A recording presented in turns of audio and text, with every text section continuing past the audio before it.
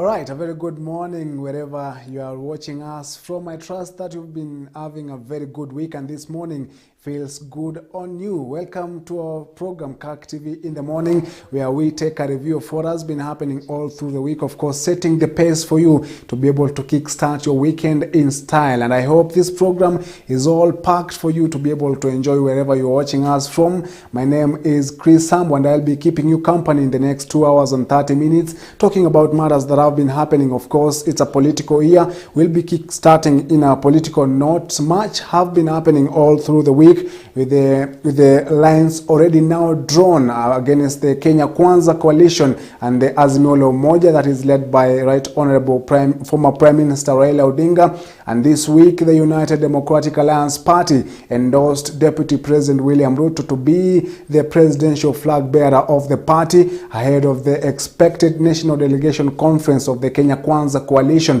So who between the Azimio la Umoja and Kenya Kwanza will triumph in the August polls? The race now shaping up to be a two-horse race. We will also be debunking on that in studio, talking about the political cards being played ahead of the August polls. Apart from that, we'll also be trying to look at the Kalonzo entrance in the Azimio la Umoja. What is his contribution, of course, after joining the Azimio la Umoja in what seemed as a clear public announcement that he would support Right Honorable Prime Minister Raila Odinga for the third time. Is now backlashing and saying that if indeed there is an agreement, then we are not aware of any agreement between us and Azimio la Umoja. It is what Kalonzo has been saying all through the week. We'll also be debunking on that and trying to check what is the state of politics for the Kalonzo factor. Apart from that, our program also is inclusive of our health segment and our health insight. We'll be trying to look at a very different topic far from last week. And apart from that, we'll also be talking matters to do with entertainment, telling you what has been happening all through the week and what has been raising eyebrows in the social media. And of course, we'll also be having our final guest artist in studio will be gracing our program this morning. So welcome aboard. My name is Chris Samuel. Like we always do, we start our day and our program right on the roads, telling you where you need to avoid, because indeed this particular Friday traffic is congested in the major roads. So right about now we take a look at what is happening in the roads and then we start our program right from the start.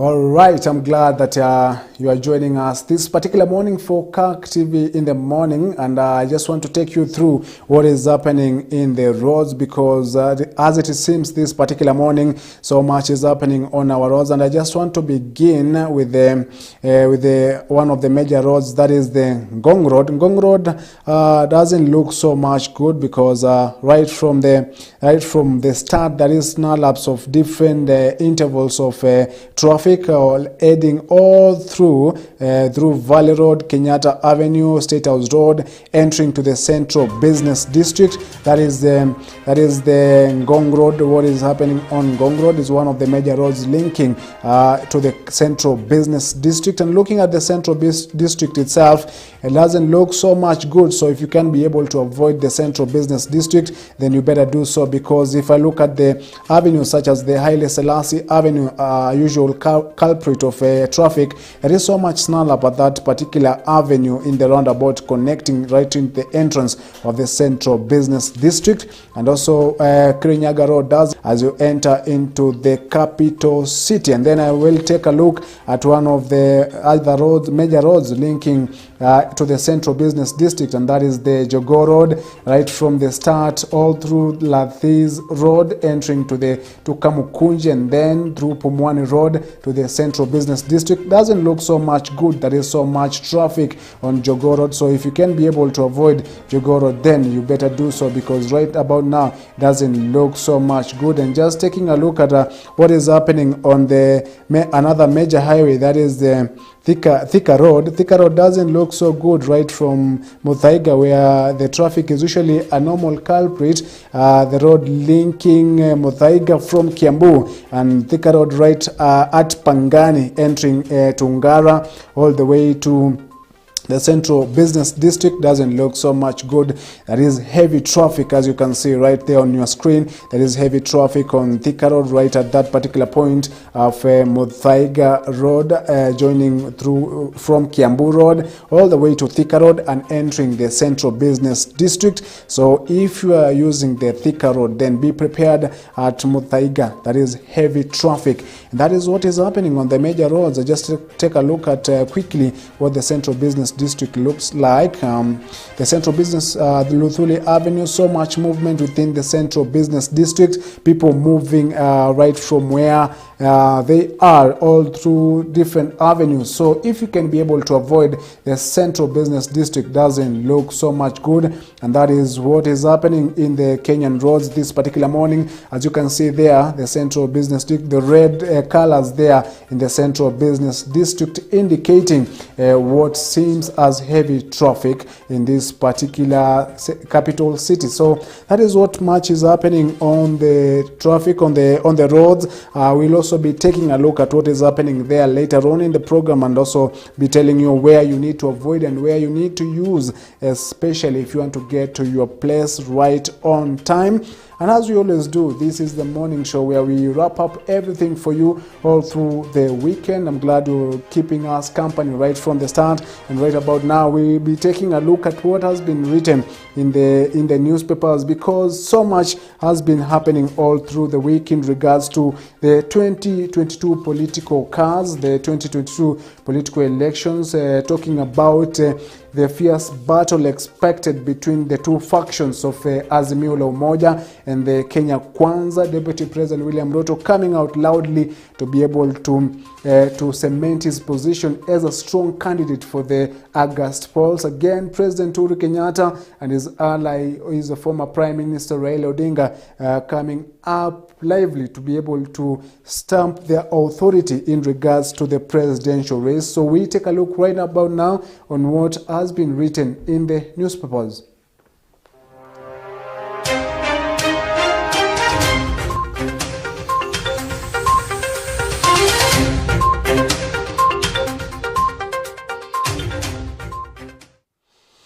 All right.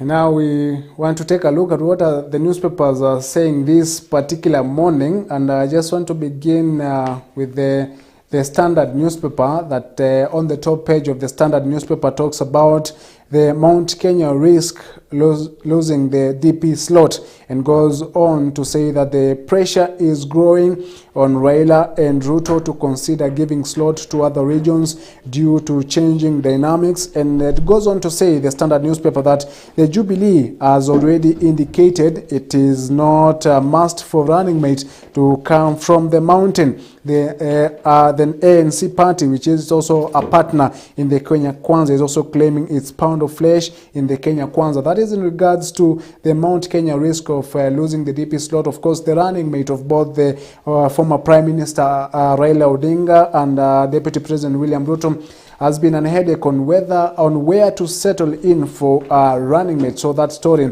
is written by the Standard newspaper. On the top of the Standard newspaper, it talks about the transition between 1934 and 2022, talking about the passing on of chairman Jackson Kibord. That is what many have referred him as, and it goes on to say he broke all the rules of marital conventions, earning his unflattering credentials as the chairman of the main conference. That is the story about Jackson Kibord. Of course, not a new face in the Kenyan people, and he has drawn a lot of reaction from Kenyans, most of them talking about his life while he was still alive and what he has been able to achieve up until his old age. That is a story by the Standard newspaper. The Standard goes on page 4, where it explains much to do with Kibor in talking about the self-made tycoon who did not fear to speak truth to power. That is the Standard newspaper talking about the life and what Kibor was able to achieve while he was still alive. It's a story that has continued to draw a lot of reactions on page 8. That is where the story on how coalition deals could deny Mount Kenya running mate position. That is matters to do who is to be chosen as the running mate of both the top contenders, that is the ODM party leader Raila Odinga and the Deputy President William Ruto. That is the Standard newspaper talking about that particular story. I want to switch on to the Daily Nation that talks about another false marriage. That is the top story by the Daily Nation, and goes on to talk about the Cold War. Mistrust has snowballed into uncertainty within the Azimio coalition, with the biggest bone of contention being the contents of an agreement member parties signed last week. That story is on page 6, and on top of that page, there is a picture there of Wiper Party leader Kalonzo Musyoka, who now blows hot and cold on Raila, as what the Daily Nation reports. And in his own words, the Daily Nation goes on to say that the Wiper leader yesterday said that with many Wiper members, we shall be able to impeach Mr. Odinga if he fails to honor the deal we signed. We'll also be debunking on that later on, trying to analyze and trying to get the real concept of what Kalonzo's statements mean for the Azimio la Umoja. And in a very crucial statement that Kalonzo Musyoka made, he said that DP Ruto started campaigns immediately after they were elected in 2017 because he knew he was focused on the presidency. And the Wiper Party leader goes on to say, I will also start my journey to State House a day after swearing in of Odinga as the president. That is a story by the Daily Nation on page 6 of the Daily Nation. You can get that story. And also on page 3 of the Daily Nation goes on to dig deep in on the chairman himself, Jackson Kibor, that passed on yesterday afternoon at around 2:22 p.m. And he has been trending in the country for the better part of yesterday and even today. That is a story that you also need to read and get to know more about Jackson Kibor. And there is also another story written by the Daily Nation that raised the political eyebrows right about yesterday, where there was confusion as State House disowned a planned Mount Kenya leaders meeting. The President Uhuru Kenyatta coming out to say that he did not convene any meeting for Mount Kenya leaders, and there has been a debate whether he convened that meeting and cancelled or the meeting is still there. We'll also be trying to see what does that mean for the Mount Kenya region as far as the deputy president position is concerned in both the Azimio la Umoja and the Kenya Kwanza. And the next story by the Daily Nation, page 5, talks about Raila to follow Kagame's script in graft war in regards to what he talked about in the United Kingdom while on his official tour. That is the story by the Daily Nation. And again on the Star newspaper, talks about revealed on what Uhuru's influence on Raila Azimio campaign. The president is backing evident in at least 11 counties. That is a matter of contention whether the president has a bigger influence on the ODM party leader's candidature.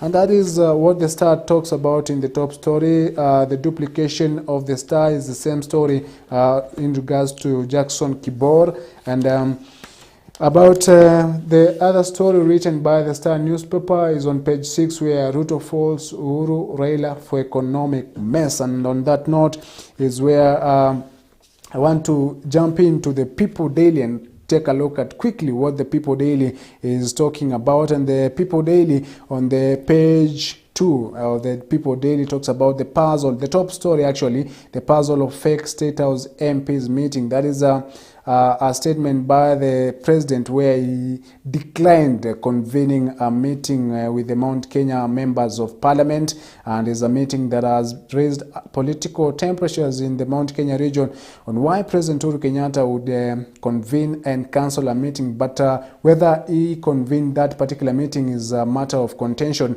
because the State House came out clearly to decline and also to deny that they did not convene any particular meeting. On page 2 of the People Daily talks about how poverty has pushed Our poverty has pushed me to recant, witness tells ICC in regards to the ongoing case of the lawyer who is Gishero. And it's a story that is continuing to develop on the ICC. And the People Daily also reports on the controversial to the end, Kibor's life and times. That is a story you need to follow up on the People Daily so that you can be able to get a glimpse of what Mzee Kibor indeed was right from 1933 up until 2022. On the next story is about there's a story there on page 5 of the People Daily that talks about KCP exam results to be out next week. Now, the Cabinet Secretary for Education, Professor George Magoha, saying all is set for the KCP exam results to be announced in the next 1 week, and that is in regards to the KCP that concluded right in last week. And apart from that, we also understand that the KCC is ongoing at this particular moment, and the CS has been adamant that there will not be any sort of cheating in these particular exams. And I just want to take a glimpse of a story at the People Daily, right at the bottom of the People Daily, that talks about Raila's UK tour, where he met with the Canterbury Archbishop on peace and unity, the Azimio la Umoja presidential aspirant, going out loudly to be able to cement his position as a global leader in matters to do with the August polls. After Deputy President William Ruto toured the country, he was able to also go there and be able to speak to the people in the United Kingdom. In his address at the Chatham House, the significant bit being how he would fight corruption, coming out clearly to say the country has battled to be able to fight corruption. And on that note is where I also want now to introduce my guest in studio that will also be helping me debunk on the major political statements that have been made this week. But before that, the United Democratic Alliance party was able to hold its NDC this particular week, and so much came out of that particular meeting in regards to statements being made by leaders in that particular meeting. Deputy President William Ruto being endorsed to be able to run for the presidency in the August polls. There is so much that was said, and I want us to just take a look at what the United Democratic Alliance party officials had to say in that particular meeting, where the Deputy President came out clearly issuing statements and making out his plan for the country, talking about what he wants to do for the country, and of course dismissing the candidature of ODM party leader Raila Odinga, and also bidding goodbye maybe to President Uhuru Kenyatta. But I want us to take a look at what indeed was said by Deputy President William Ruto and also his leaders, and then we get into our discussion. And we are committed to respect the outcome of the election and the decision of the people of Kenya unequivocally and without conditions. I wish our competitors can do the same. They have never done it in the past. They are yet to do it. And that is a statement by Deputy President William Ruto that he spoke yesterday in regards to his candidature about accepting elections results. But we'll come back to that. But I want us to take another video about what the UDA leaders had to say on the National Delegation Conference. Today, I know without any shadow of doubt that the time has come to represent the hustler nation. Let the word reach out to our friends as well as our rivals that we are prepared and we are inspired to do all we can to go to every place and to work with everyone to open the doors of inclusion, opportunity, and enterprise in order to move Kenya to the higher level. We also promised each other again when we came back together 2017 that we have one more battle remaining. Ukikubuka makamu wa rais, we agreed, the three of us, that we shall never be at peace until we defeat Raila Amolo Odinga and make William Samoei Ruto the 5th president of the Republic of Kenya. Mimi nilimchanua William. Nikamwambia ndugu jikakamue. Ukingoja kiti ati kwa sababu uliambiliwa haitapatikana, tafuta. Ombi tu, na nilikuambia juzi.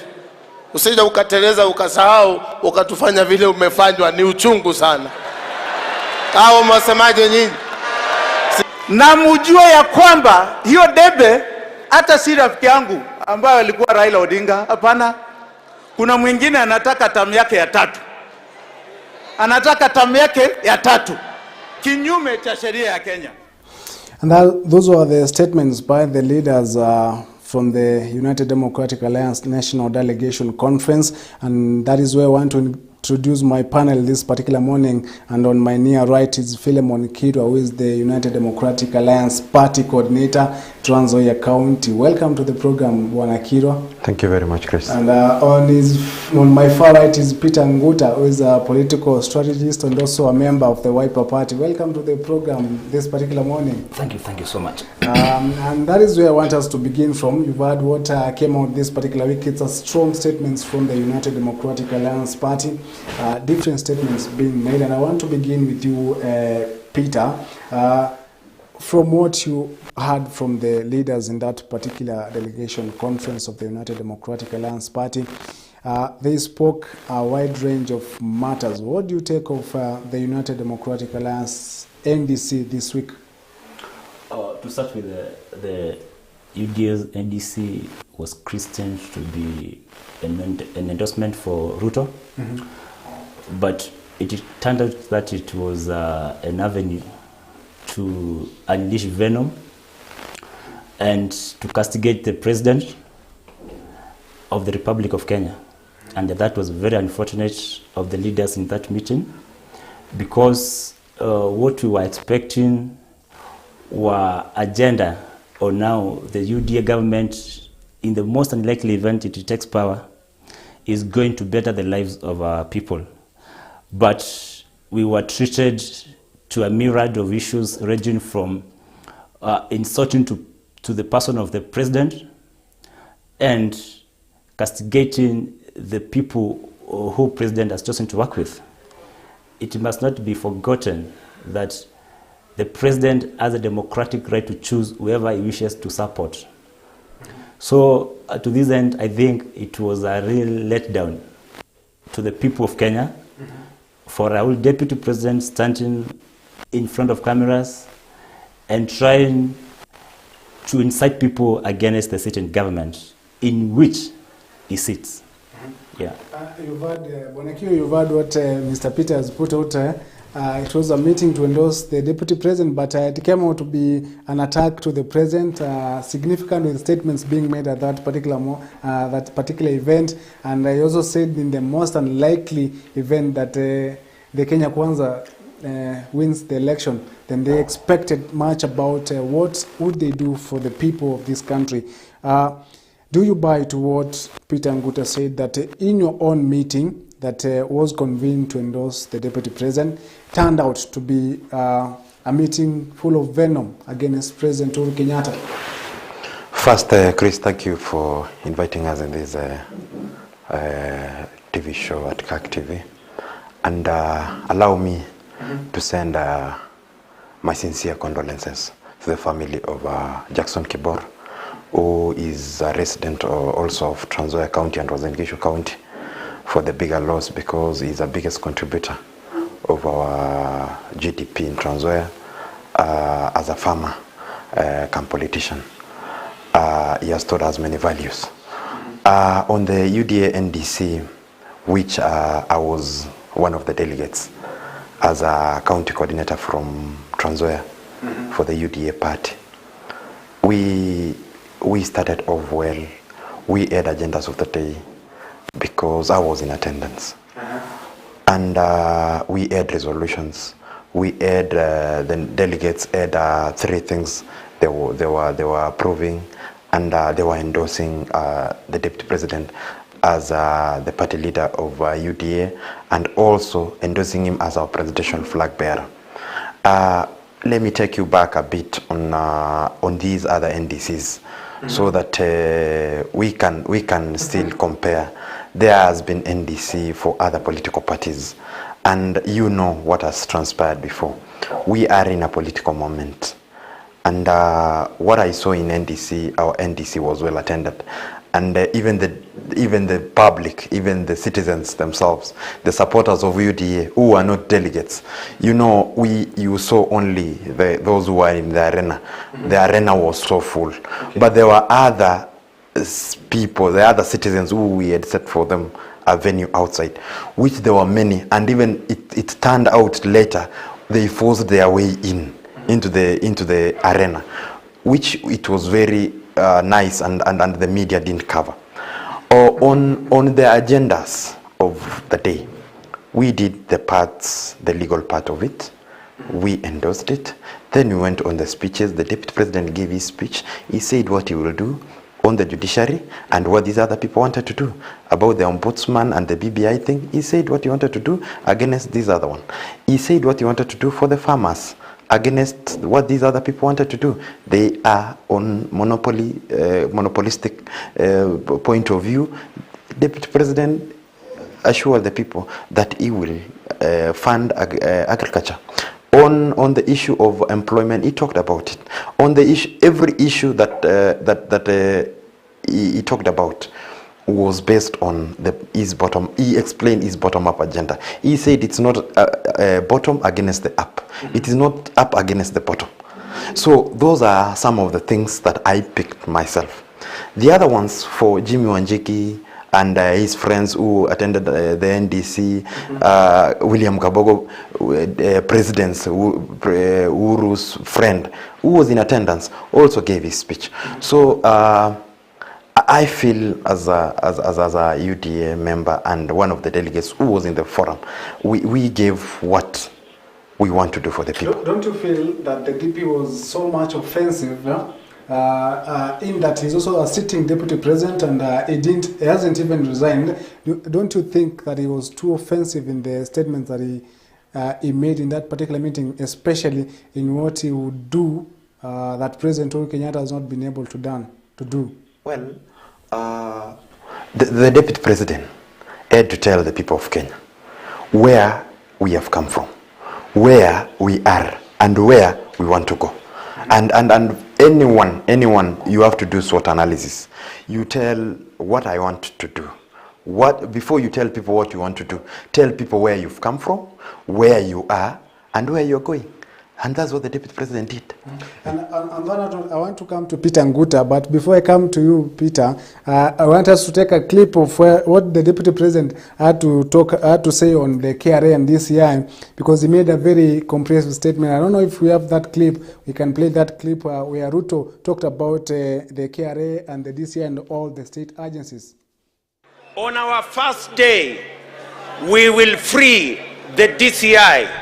We will free the KRA from state capture. We will make sure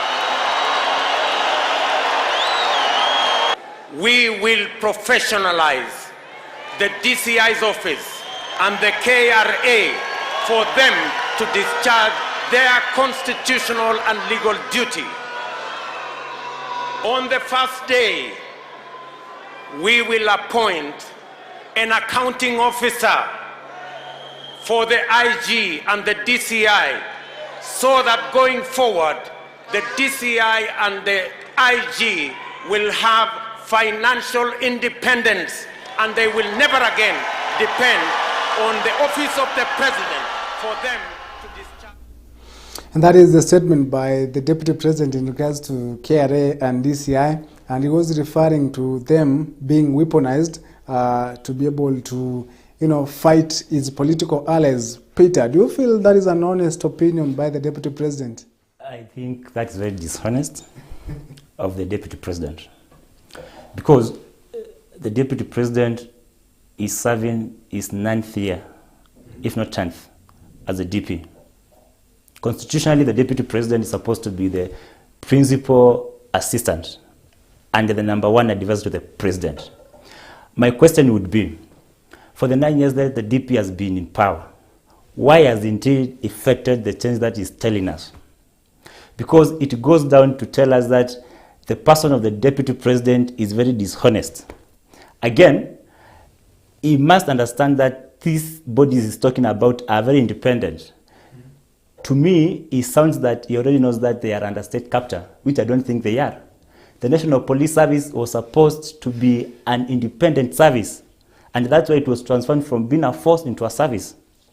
That has a very clear legal mandate under the Constitution 2010.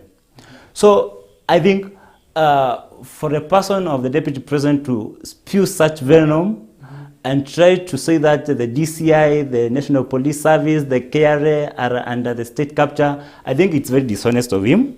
And I think he owes this country a great deal of apology.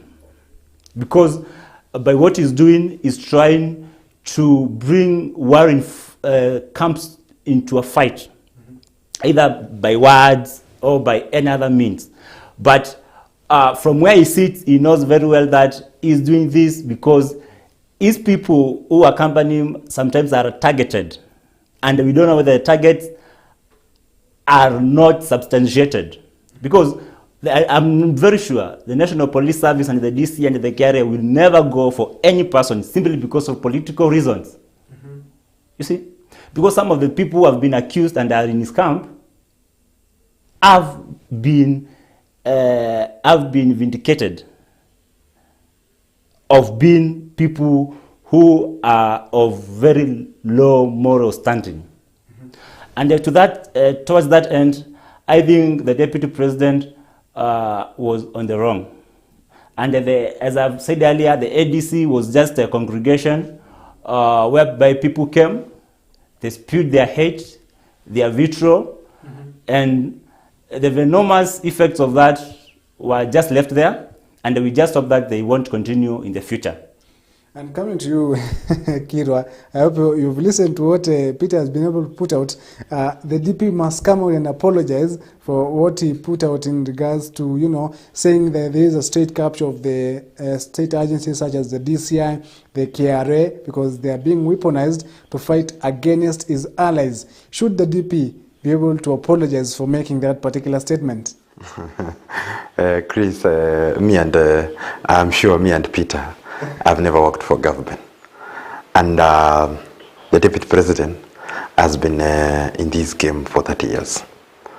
I want to believe the age I am and the time deputy president has been in politics. The politics of deputy president is my age. In the year I was born, deputy president was YK92 youth leader. And today, when I'm here, he is running for president in this country. Deputy president has experience. He is a PhD holder. He has been a minister. He has been an MP for 3 terms. He has been a deputy president for 2 terms. To cast aspersions that the deputy president needs to apologize, I think he has his democratic right, and he has his space, freedom, as any Kenyan. The same way the president has his democratic right to choose whoever he wants to support. The deputy president has his freedom of speech to say anything that he feels is not right, and he has said on what he has said about deputy president being in power for 9 years. Deputy president has been a deputy president, yes, constitutionally, but he told us on the NDC, because I'm sure Peter was following, and I will want again you play for us a statement where the deputy president says the president called him and relieved him his duties, that kindly you can give me space. I live my own legacy. I work on my own legacy, and it's 4 years ago. So deputy president has been there, has been a deputy president with constitutional duties, those ones of an advisor, for 5 years. And if you see the 5 years, the deputy president said yesterday while at Kepsa what do we call, Kesha forum at Villa Rosa Kempinski. He said all the projects that were done were delivered in his table at Karen. So he has not been working for the last 4 years because his duties were relieved and given to other people like Matiang'i and these other leaders. And there's what you have said, and I know Peter Ngute is burning because he needs to respond quickly to what you have just said there in regards to the DP. And before I come to you, there's what the DP said and there's what you've said. I just want to take a look at what the DP said, and then we come back, and then I come to Peter Ngute because I know he's burning to respond to what you've just said. I am the first elected and serving Deputy President of Kenya. It has been the honor of my life to be elected to this position, and I will forever remain profusely thankful to my friend, President Uhuru Kenyatta, for a successful working partnership in 3 elections. I have discharged my duties faithfully, and there is not a single task that the President assigned me which I did not execute in full. We will not submit to your threats and blackmail. We will not bow to you. We will not worship you. We worship the living God in heaven. We worship no human being. So, strong statements by the DP there, and I just want to come you straight to you, Peter Ngute. There's what he said before we took that clip, and there's what the DP has said right about now. He said the DP cannot apologize, or rather should not apologize, because what he did is his democratic right of expression. Now, should the DP now just resign and now dwell in on the continued attacks? You know, the call for DP to apologize has been made time without number. Because, you know, it beats logic that you are castigating the same government that you purport to serve. The DP has been campaigning since the president was sworn in 2017. He has been on campaign trail. Me and you know that. And it's obvious that the DP want to resign, and they can't resign. Because since 3 years ago, people have been telling you, no, see, look, you've been campaigning against the president's wish. The president told you, let's work for the people, let's deliver our manifesto to the people, and then at some later date, we shall do the campaign. I shall campaign for you, the President of the Republic of Kenya. I'll give you my support. But the DP was defiant. And then the president thought, if I work with the deputy president as he is and the way he's ambitious, of course it's not about to be ambitious, but now his ambition was going to work against the delivery of the manifesto. So the president saw it best for the Republic of Kenya to relieve the deputy of his duties. And he focused on delivering, while the deputy focused on campaigning for 2022. So on that, as you've seen in the clip, the deputy president is very bitter. He's a very bitter person. And why can't your boss just resign and now get into the real politics of I'm out of government now, that is your burden, and carry it? Why would your boss not resign? Why shouldn't the president resign then? Because the president the deputy president was elected on a joint ticket with the president. But we see a dissatisfied, a deputy president who comes out clearly to express his, being left out of the government. It will be a very big betrayal to some of us who we voted for the president and the deputy president on the same ticket. If the president feels that the deputy president is not fit to hold office, he can mobilize the members of parliament to impeach him. It is okay. But for the deputy president to resign, we voted for the deputy president and the president. Then if it means the deputy president resigning, then the president also should resign, because they were elected on the same ticket. Okay, to interject on that, First of all, the president cannot resign because the president has not complained about the government. The deputy president is complaining about the government is serving. So I think the most honorable thing for the deputy president to do is to resign. But from where I sit, I know he cannot resign because because of course, you know, when you resign, you stop enjoying the trappings of power that he's still enjoying. He's enjoying the trappings of power from the state. Then when he goes out there in the public rallies, he's castigated the same government he's serving in. I think it's very ironic of him to do that. It's very ironic of him to do that, campaigning against the government he's serving in. He's enjoying government protection. He's enjoying government services from almost every quarter of the government.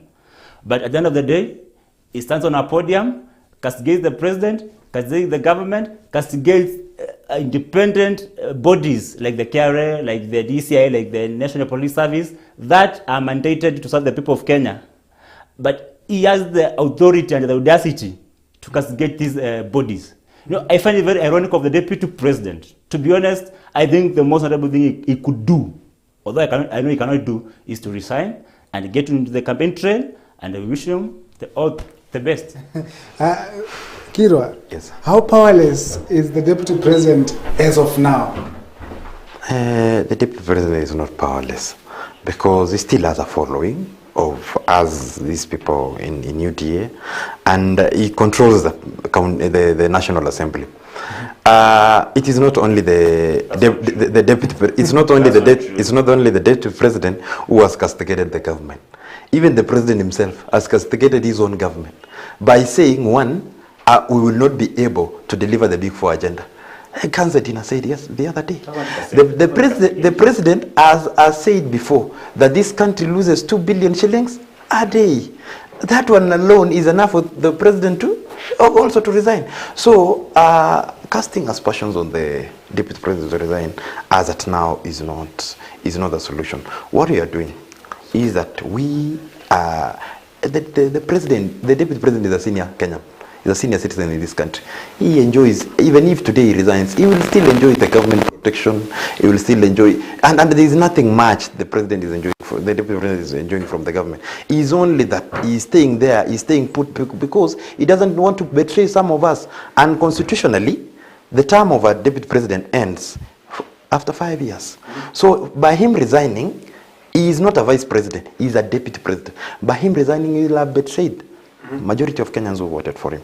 And there's what also actually came out in that particular meeting where, you know, he was the UDA NDC. There's a statement that came out from one Moses Kuria, and I'm very sure you might have come across it. I just want us to take a look at what Moses Kuria talked about in that UDA NDC that has now raised eyebrows in the political arena. Kuna wengine wanasema ati kura ya mlima itagawanywa. Mheshimiwa Anne Waiguru, Mheshimiwa Rigathi Gachagua, Mheshimiwa Ishung'wa, Mheshimiwa Gavana Muthomi Njuki, Mheshimiwa Senator Linturi, Mheshimiwa Wamatangi, Mheshimiwa Wamaua, Mheshimiwa Alice Wahome, Mheshimiwa Faith Gitau. Sisi ndio tulikuwa tunashidia Uhuru kura, na sisi ndio tulikuwa tunamwibia kura.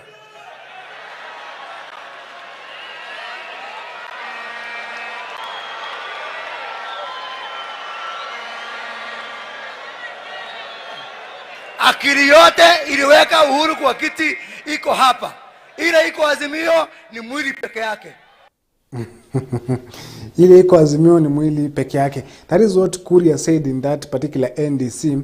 And just quickly coming to you, Nguta, those are statements by Kuria where he said we want the president should sit through as well finding votes, and you know, we also picked some votes and put in the basket. That is what Kuria insinuated in that particular segment, trying to show that the support and, you know, the quest for deputy president is unstoppable. What do you take on Kuria's statements in regards to the election preparedness of the August polls? Before I come to that, I want to debunk a lie that Kirwa said. Kirwa said that the deputy president still controls the parliament. We know that the UDA wing of the government of the Jubilee Party, because UDA is still the UDA members are still members of the Jubilee Party, were unable to pass a bill on the elections bill. They were defeated. So how does he control the parliament? So that's a lie. Coming to what Kuria said on during the NDC, it's true, because personally I've been a member of the CORD coalition. I was a member of the NASA coalition, and now we are heading into Azimio Oka coalition. What we have always known is that the votes have always been stolen, and to confirm our doubts, Kuria affirmed that in 2013 the elections were rigged, in 2017 the elections were rigged. And so the Jubilee government has all along been founded on falsehoods and on rigging. And that still debunks the myth that the deputy president helped the president get the seat, because he has always been bragging that he made the President Uhuru Kenyatta, the president of Kenya. Now Kuria has told us in black and white that indeed the president and the Jubilee government, the 2 terms of the Jubilee government, were built on rigged elections. That is already confirmed. So that casts aspersions on the personality of the deputy president, who has always been saying that William Ruto, has made the president who he is today. So we can know that William Ruto is so powerless, and if after all he's powerful, he should make himself the president and stop crying to be made the president by Uhuru. If at all he made Uhuru the president, let him make himself the president in these coming elections, and then we can confirm that he is indeed that powerful. But there's also a question here, which I think you should also take it, because you've made a statement about DP Ruto, making Uhuru president, and why he's crying that Uhuru should not make him president. There's a question here again that I think I should bring it at this point, where someone asked, Deputy President William Ruto is enjoying a majority of support by the members of parliament from the Mount Kenya region. So how is the president now saying that he supporting another candidate, while at his backyard the DP is enjoying a bigger support? You cannot use the members of parliament as a measure of support, for sure. Because even if all the MPs from Mount Kenya region were supporting the DP, you cannot quantify those members of parliament as being a real support on the ground. You see, because even if you are 200 MPs, those would only mean you already have 200 votes. So the masses are the ones to decide. The masses are the ones to decide, and the attempts the DP has been making to become the kingpin of Mount Kenya are going to be very futile, because the Mount Kenya region has their own. The Kenya region has their own kingpin and has their own leader, who is the President Uhuru Kenyatta. Even to finish on that, the number of MPs that Deputy President is enjoying support of are not going to help him to win the presidency. Why? Because in Mount Kenya region, it's very clear that MPs are sent home every other time. You can be sure the members of parliament who are supporting the DP now are not assured of their seats, even right now. Kirwa, can you hear what Peter Ngute is putting out? I don't know, what is your response to that? I want to appreciate that Peter Ngute knows that the deputy president enjoys 200 MP support. I didn't say that. I said even supposing. MP support. I said supposing. MP support. Don't put words MP support. 200 MP support out of 345 MPs that we have in parliament, which is more. It is more than 200 that he is saying. I have been to majority of the counties in Central recently. And you start from even here at Globe Cinema. You go all the way to Thika. You go all the way to Kenol. You go all the way to Karatina. You go all the way to Nyaururu. You go all the way to Nyeri, up to Laikipia. You go this other side of this junction to go to Makutano Junction. You go to Nguvu. You go to Meru. Okay. You go to Nakuru sides. You go to Nyandarua. You go to Nakuru. There are billboards on the road, right? And I have not seen the only billboard I have seen with Raila's picture. The only billboard I've seen with Raila's picture is one for Richard Ngatia in Nairobi. The only one. The rest, you will not see a Jubilee aspirant putting a photo for Raila as their presidential candidate in Azimio and putting his photo. Why? Because they know with the photo of Raila Amolo Odinga on their billboards or on their posters is messy. Go back to UDA party. We have been receiving 40 MPs, 40 MCS in Karen for Kiambu. 60 out of, there are 65 MCS in Kiambu. We have received 60 out of 65 at Karen residence UDA and UDA party. We have received for Nyandarua. We have received for Nyeri. We have received for Kirinyaga with Anne Waiguru. We have received for Nakuru. Peter Nguta is laughing. So Peter Nguta should tell us, you know, he's concentrating so much in UDA affairs and Kenya Kwanza affairs. But he's not telling us for the 45 minutes we've been here, we've discussed about UDA. I'm coming to that.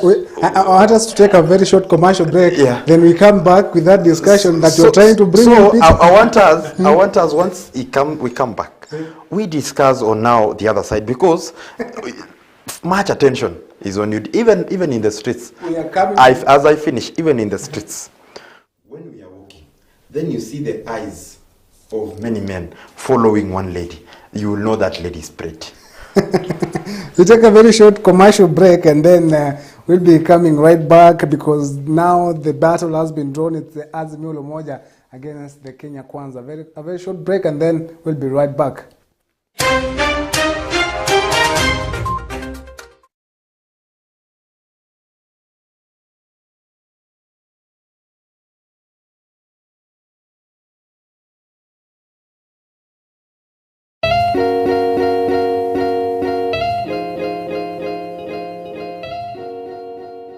A strong community generates a participatory energy that makes residents feel integrated and empowered. A social work and community development student can play a key role in establishing this within the community they work in. Join our March continuous intake and get the best knowledge from KIPCO in achieving this. Online and physical classes available. Call or WhatsApp 0728 087-101 for more information. Kenya Institute of Business and Counseling, KIPCO. We train, we care.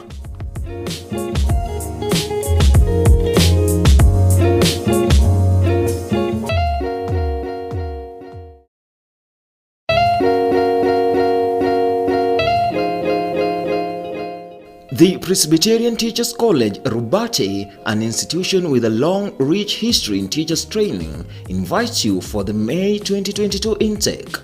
We are now offering diploma in early childhood teachers education, diploma in primary teachers education, as well as upgrading P1 and ECDE certificates to diploma. Our school fees is very affordable.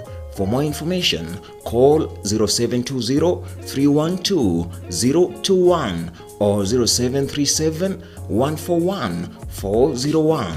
Get in touch on our Facebook page, Rubate College, or visit our website www.plcrubate.ac.ke.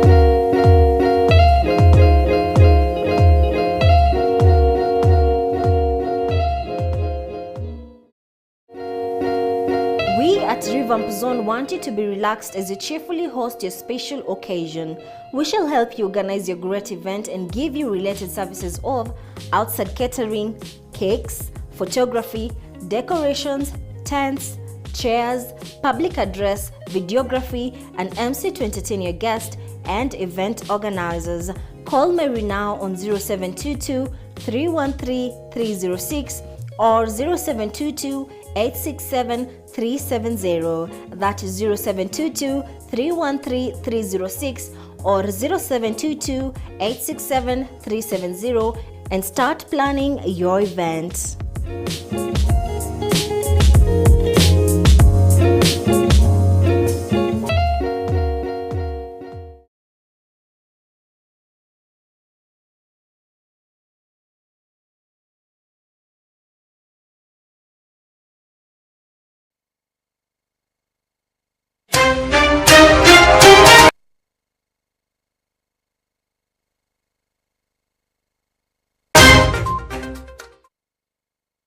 All right, and now welcome back as we continue with our discussion. In case you're joining us, this is Kirk TV in the morning, and we are taking a look at the state of politics, the 2022 presidential cards being played right on the front of every person. And if you're following keenly on what has been happening all through this week, the lines have been drawn, the battle lines have been drawn, and it is Azimio la Umoja against the Kenya Kwanza. We have been talking about what statements were made this particular week by the different leaders, and of course debunking on what the Deputy President William Ruto put out strongly this week. And the biggest discussion has been on the preparedness of the election and the IEBC being able to conduct a free and fair elections.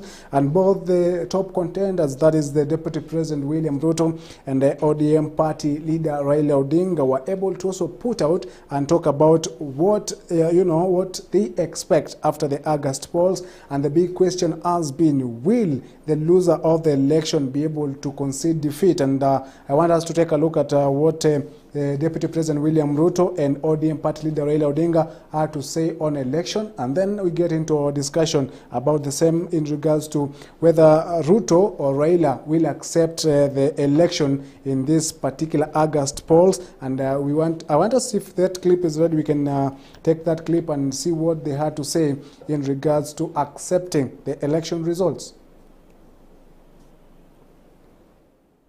And we are committed to respect the outcome of the election and the decision of the people of Kenya unequivocally and without conditions. I wish our competitors can do the same. They have never done it in the past. They are yet to do it. I have listened to them carefully. They keep saying, oh, we will accept the results if. When you say if, I mean if in whose judgment? We have actually pointed out the areas of our concern that we want them to address to ensure that the process is free and fair. And we have actually said that if it is free and fair and we win or we lose fairly, we will accept the result either way. All right, and I can see, Kiro, you are trying to laugh because there's what also the DP insinuated that our competitors have never accepted the conceding, to the election defeat. And I just want to come to you. The bigger question here is fair, free and fair election. With the statements such as those of Moses Kuria, are we assured of a credible election? First to go to what Moses Kuria said. I was at the NDC at Kasarani, and I was not far. I was not watching from the screens. I was there. I was watching Moses Kuria live.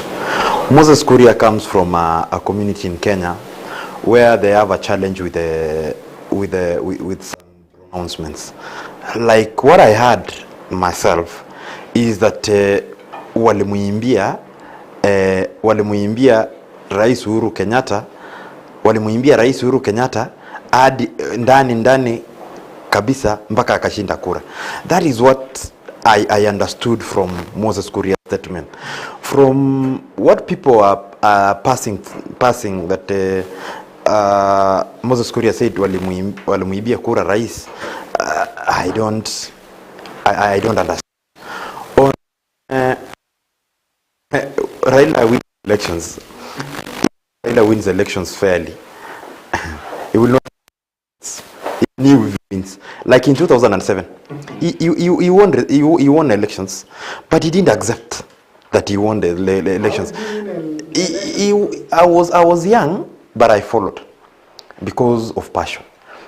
Raila in 2007 won elections, but he didn't accept that he won until a point where he accepted that we do under some government. For him, it's only about sharing government. Even these elections we are going, as you are hearing Raila saying, if it is free and fair, and already he has casting aspersions that he will not accept elections. What is he looking for? He's looking for an handshake with William Ruto once he becomes president for his other few years, another 10 years for his survival. So when you hear Raila saying if, is looking for a handshake after this election. Nothing else. Peter, you can hear what Bonakiro is because he knows he is losing. He's putting out a very confident statement on the DP winning the election, and Raila as well not conceding to the elections. Both of the leaders we've heard very clearly say that we are ready to accept the elections. The DP saying that we guarantee that we will have a credible election, we will accept. And Raila also coming on saying we will accept. And from what Kiro says, what is your take in regards to the credibility and the preparedness of the August polls? First of all, it's very unfair, and it's very bad for Kira to say that Raila Odinga does not accept the results of elections. How can you accept the results of an election when one of the members who are supporting Deputy President, that is Moses Kuria, said that waliiba kura? The thing about kuimba is just something to go to beat around the bushes. It's true that Moses Kuria said, sisi ndo tulikuwa tunaibia Uhuru Kenyatta kura, and then he went ahead to say, akili zote za kuiba kura ziko hapa, ile ingine kwa Azimio ni mwili tu. You see, that's what he said from his own mouth. And Raila Odinga and the Azimio Oka coalition will not accept elections if the elections are not credible and are not verifiable. Secondly, it's very unfair for someone to say that when the 2017 elections, presidential elections, were nullified by the Supreme Court, that means there were anomalies that cast aspersions on the credibility of those elections. So you cannot accept the results of an election whose credibility stands on quicksand, because elections must be legit, must be verifiable, and must be free and fair. Mm-hmm. And according to the Supreme Court ruling in 2017, those elections were not free and fair. And so we cannot accept elections whose results cannot be quantified and cannot be verified. Mm-hmm. Secondly, it's very unfair for this guy to say that Raila Odinga won the 2017 elections and he could not agree that he had won. Raila Odinga did what he did in the best interest of the country. And that's why we brought in Kalonzo Musyoka, mm-hmm. in 2007 mm-hmm. to try cooling the temperatures of the elections. Mm-hmm. You see? Because you can imagine, so what would happen if Raila Odinga had not accepted the deal that was brokered by Kofi Annan mm-hmm. in 2007? The country would have burned. Mm-hmm. So we should, in fact, thank him and thank Kalonzo Musyoka and his ODM Kenya then brigade for accepting to work together, shaking hands then, and bringing peace to this country. I can tell you for sure there's nothing sweeter in this country and in the world than peace. Mm-hmm. Because without peace, you cannot do anything. We've seen big countries, enormous countries that are trampled because of war. We know from where it comes from, the political divide he supports are hardliners. They think it's either their way or the highway. There's no shortcut. Mm-hmm. So you can imagine they wanted us to continue fighting, lose lives, torture property, displace people. Mm-hmm. At the end of the day, the country is burnt into ashes. Mm-hmm. We don't want to go the Somalia way. Mm-hmm. We don't want to go the Libya way. We don't want to go the Yemen. We want a peaceful country where we coexist, we shake hands, as brothers. Even if we support UDA, I support Oka Azimio, we are good. And you talked about Kalonzo Musyoka, making peace. And that is a statement he also made in regards to him having to join Azimio la Umoja. But he talked about, for the sake of the country, for the peace of the country and unity, I am joining Azimio la Umoja. But what we saw of Kalonzo, and I don't know if all of you followed that particular event when Kalonzo admitted that for the third time, I'm going to support. I didn't. I'm going to support ODM party leader Raila Odinga kwa roho safi na kwa roho moja. That is what he said. And after that, there has been a backlash. Him making different statements. I don't know whether he means the statements, but I just want to begin with Kirwa because I know you are a member of the Wiper Party. I want to begin with Kirwa about that particular statement by Kalonzo supporting Raila Odinga, and then after supporting him, we hear their statements that is making after that. Is Kalonzo's joining, supporting Raila, is it an honest support or a coerced support? Chris, there's a lot of comedy in Kenyan politics, because when I watch a diplomatic leader of caliber of Kalonzo, and they ask the young people like Peter Nguta and myself, who we are following these political leaders. As a leader, as a person, I feel Ramon Abbas. It is very important for a leader, any leader, to be assertive and principled on his words. You walk the talk, however much bitter it is. You walk as a man. You walk your belief. You trust what you believe in. When a man moves aside of what he believes in and what he trusts, he ceases to be a man, and he becomes a joker in life. And such a people don't go far. More so in politics. The people who have been so assertive and principled in this country have gone far. Like you see Kabogo. He is a friend to the President of the Republic of Kenya. They are very close. They are like brothers. But when it came to principles, political principles, he stood on his side. For Kalonzo Musyoka, I feel even if you see today papers, he's saying he didn't know what he signed. And you see even the leaders who are supporting him, like Mutula Kilonzo Jr., they are not following. They are not even saying anything. And he is a chairman of Wiper Party. If you see other leaders of Wiper Party, they are not keen to follow what Kalonzo is saying. I think as Wiper people and my friend Peter, it's high time you people the young people take up the leadership of the party in Wiper Party, so that you can give direction, because you are following a ship that is not sailing. And you've made that particular statement. And before I come to you, Peter, so that you can make the final statement, there's what Kalonzo has been saying all through this week, and the Machakos Governor Alfred Mutua came out clearly, condemning the statements by Kalonzo Musyoka, talking about his joining of Azimio la Umoja. And Mutua was able to say that you need to apologize for making statements that are reckless. If you have come to Azimio, just come clean hands and just support Odinga. Just your final statements as you also come to the conclusion of this particular program.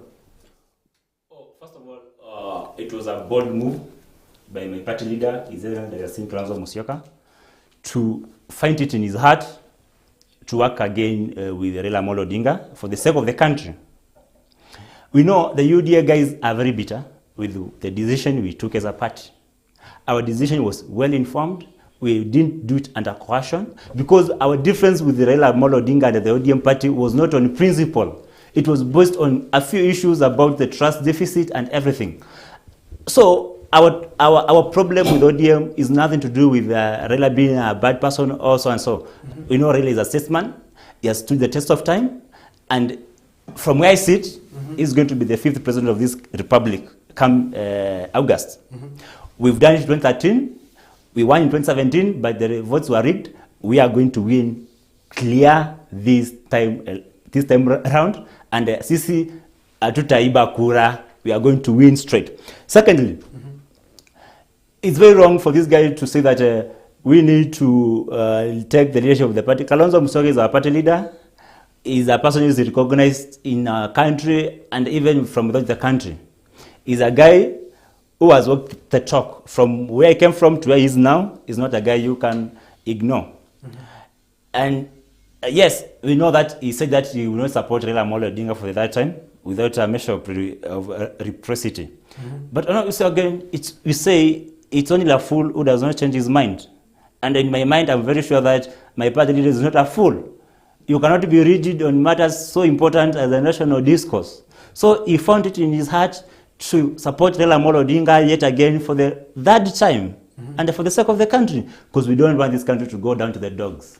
We don't want this country to go down the drains. You see? And is that your final statement? Because you're putting it as if you're parting shot. No. I'm saying we are not going to back on our decision to support the Azimio coalition. And the people in the UDA and in Kenya Kwanza, they should cool their horses, they should relax, and we show them how the game is done.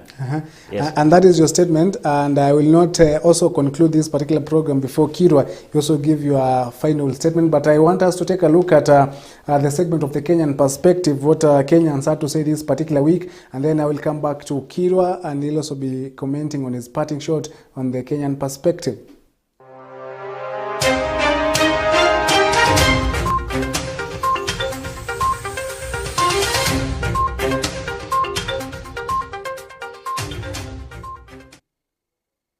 Na mtazamaji wa runinga ya Kirk, mara nyingine tuko mitaani yenu, ambapo leo hii tuko katika mtaa wa Githurai, ambapo tuko tayari na tuko gangari kabisa kuweza kujua maoni ya wananchi ni gani. Kumekuwepo na semi, kumekuwepo na maoni tofauti kuhusiana na kura za maoni. Kuhusiana na vyama kati ya Azimio la Umoja na vyama kama UDA. Sasa leo hivi niko katika mtaa huu wa Githurai ili kuweza kujua kama iwapo wananchi wanakubaliana na yale matokeo ambayo yanachapishwa kuhusiana na kura za maoni, na iwapo kama wanakataa watuambie basi sababu zao ni zipi. Najiunga na mmoja wao hapa hivi, ataweza kuwa akitueleza majina yake na kazi anayofanya, na tuambie kama anakubaliana na matokeo ya kura za maoni. Hujambo? Jambo. Wanakuita nani? Grace. Grace, wewe ni mkazi wa hapa Githurai? Mimi ni mkazi wa Githurai. Sasa kumekuwepo na semi za kwamba unajua kura za maoni? Najua. The opinion polls, Sasa nataka kujua kulingana na wewe kama wewe mkazi wa hapa Githurai, je, unakubaliana na kura za maoni ambazo huwa zinachapishwa kwamba chama fulani kiko na uungwaji mkono mkubwa kuliko chama kingine, haswa katika eneo hili la Githurai ama eneo hili la kati ya Kenya, that is central? Hapana, sikubaliani. Kwa nini? Kwa sababu zingine wanadanganya, zingine ni ukweli, lakini kabisa sikubaliani. Hivi hebu nikuulize, kuna siku hata mara moja ushai kupata watu ambao wanafanya kura za maoni? Ushaiulizwa maswali yote? Hakuna maswali wametuuliza, ile walikuwa wanafanya ni kupitia huku watu wa UDA wanaandikisha watu, wanasema watu waandike majina, ID, namba ya simu. Sasa hapo uelewi hizo ndizo wanahesabu ama wanahesabu kutoka kwa mwananchi mwenyewe kujisemea. Maoni yako ni gani basi kuhusiana na matokeo? Kwa sababu kwa mara nyingi watu tunasikia kama chama cha UDA kile ambacho kinaongozwa na naibu wa rais Daktari William Ruto, unaweza sikia mara kama leo kimeongoza, kesho hakijaongoza, kesho ni Raila ameongoza. Maoni yako ni gani? Maoni yangu mimi nangojea wakati wa nomination. Kutoka hapo ndio tutajua vile kutakuwa sasa, kwa sababu unajua wananchi ndio kusema. Yes. Hapo ndio utajua mbivu na mbichi. Hapo ndio utajua mbivu na bichi na ukweli wa mambo. Poa sana kiongozi. Wanakufahamu namna gani? Mimi wananiita Munene. Mimi naitangwa Boniface Mutua. Boniface Mutua, wewe ni mkazi hapa eneo la Githurai? Kaa huko Githurai. Mimi mfanyikazi hapa Githurai. Kila kitu, shughuli zangu za maisha zangu yote nafanyanga hapa Githurai. Sasa tuelekee katika maneno ya siasa kidogo. Tumeona opinion polls ama kura za maoni zimetokea, kila siku zinachapishwa. Leo unasikia mara Ruto anaongoza, kesho Raila anaongoza. Hivi maoni yako ni gani kuhusiana na kura hizo za maoni? Sasa unaziamini? Kulingana na maoni yangu, kwa mimi naweza amini, but kulingana na mimi mwenyewe mimi maoni yangu ni kana kwamba matokeo nitakubali tu. Ndio hakuna njia nyingine. Kisha kubali umekubali hivyo tu.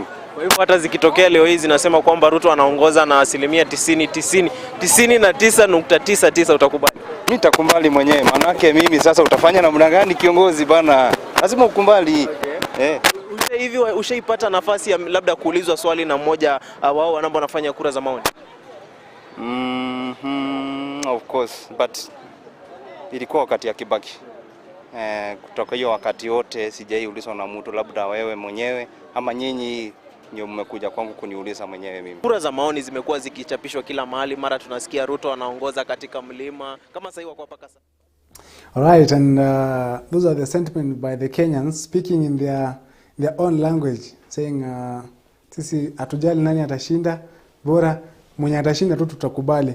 And I just want to take one comment from you, Kirwa, because time has far much gone, and also you, Peter, as we part short on what Kenyans had to say. What should we as Kenyans be when heading to the August polls? Number one is the opinion polls. These opinion polls, personally, I don't believe as a statistician, because they don't share the methodology of what they use to do these opinion polls. Because any statistician, any serious statistician, will give a methodology on that, on which method you use to do the opinion poll.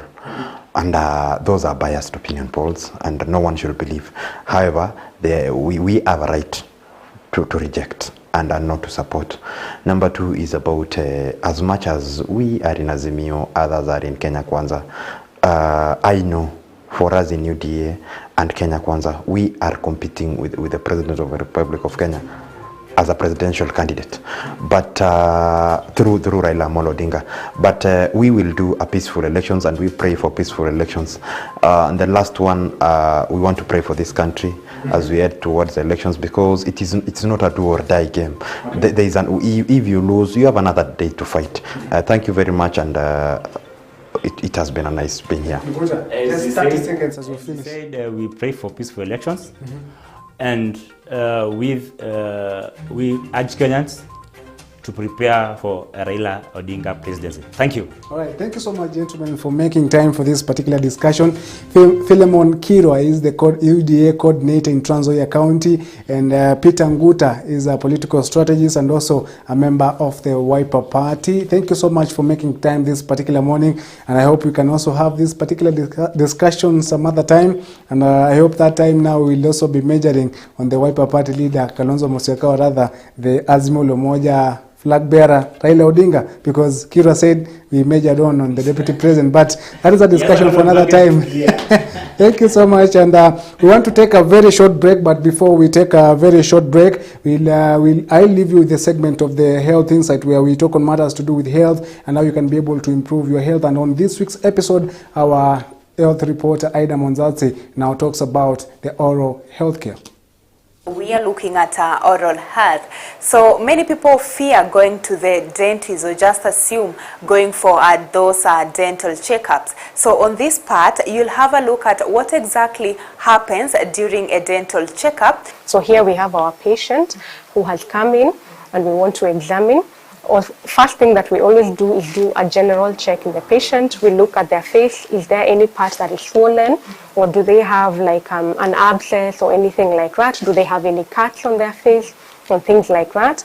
We check to see whether their lymph glands are swollen. It can be a sign of an infection before now we get into the mouth. Okay. So what we do, we have our light here, which we shine into the mouth, and then we'll ask the patient to open wide. Okay, so here we have a mirror and a probe. So these are baseline tools that we use for diagnosis. The mirror helps us to see the teeth, and the probe has one sharp end, sometimes two sharp ends, to help and see if there are any cavities or decay in the teeth. So we usually like starting from one side. We can start from the right to the left, and then go systematically around the whole mouth. We don't only look at the teeth, we also have a look at the soft tissues in the mouth, okay? So the oral cavity is made up of the lips. We have the upper lip, the lower lip. It's made up of this, we call the oral mucosa. These are the tissues inside the mouth. It's made up of teeth, and it's also made up of the tongue. Maybe you can remove your tongue out. That's the tongue. And it's also made up of what we call a hard palate, which is the tissue at the back of the front teeth, and a soft palate that is at the back. Okay, and then as we go back, we have the throat, yes, and the tonsils and other structures in there. So we always have to look at all the tissues in the mouth, and also we have the tissues at the floor of the mouth. We call it where the tongue lies, at the bottom of the tongue. That's what's called the floor of the mouth. So we'll take our mirror and our probe and use our mirror to just look inside, okay, reflected by the light. And then we'll use our probe to go through the teeth one by one to see whether there's having any decay. And we look at all surfaces of the teeth. So we will look at the front, we look at the inside, and here at the sides where the teeth contact, okay, just to check if they have any cavities. And we'll also ask the patient to report if she feels any pain or what we call tenderness if I touch any of the tooth. So I might touch a tooth like this, press it in, ask the patient, is there any pain? No. So that tells me that tooth is not having any issue. But if a patient reports that they are feeling pain, we also mark it in our mind and remember to note it that that tooth was having maybe a feeling of pain, or if I press around the gum and some pus comes out, then we're able to tell that that tooth is having an infection. Okay. Then we also check the condition of any feelings that the patient has.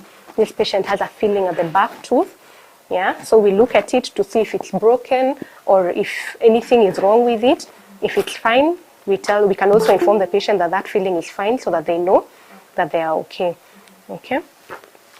Sorry. Then we also look at the gums. Okay. These are the gums. Okay. So her gums are healthy. They're not bleeding when we touch. They're not swollen. Yeah. Sometimes when we look inside our teeth, at the back part of the tooth, down here, you might find what we call calculus or tartar. So it usually builds up around this lower teeth, and most patients are able to see, because when they look in the mirror, they're able to see the bottom teeth. Usually it's easier to see the bottom than the upper teeth. Yeah.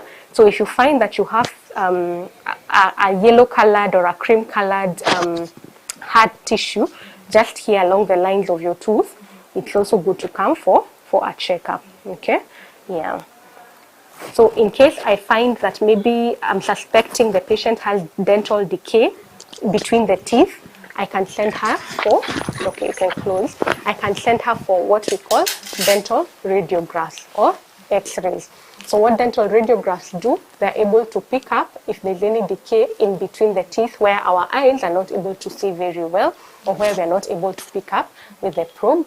If it's a first-time visit, sometimes you might ask for x-rays of both, of the whole mouth, of the whole teeth, so that we're able to see the general state of the teeth at that particular time. If it's a continuing patient and we have maybe their old x-rays and we have already done treatment, we just confirm that the feelings are fine, then the patient is not in any pain, that there is no infection, we don't have to keep doing the radiographs. According to statistics conducted in Kenya, more than a third of the Kenyan population suffer from tooth decay. This is due to poor oral health-seeking behaviors. The same statistics found out that more than 43% of the Kenyan population only brush their teeth once a day, with 9% brushing their teeth 2 to 6 times a week. The same research found out due to bad teeth.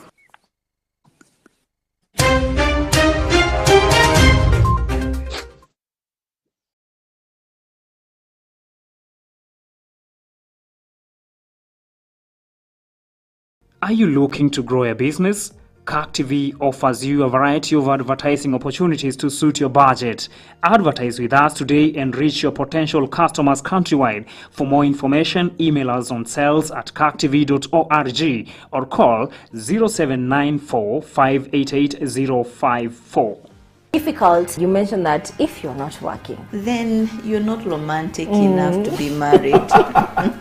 Hard. The people born in the 70s and 60s are the ones that have failed the current generation. And confusing. We are talking about the cerebral children, Yeah. the children who have been pampered.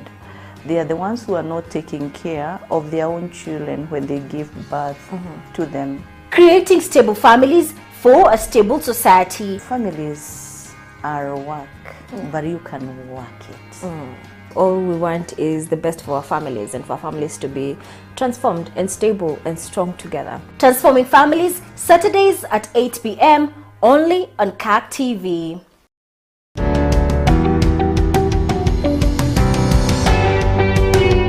The great people on earth today are the people who pray. Not those who talk about prayer or those who explain about prayer, but those who take time and pray. God answers prayers. Why? Because He hears.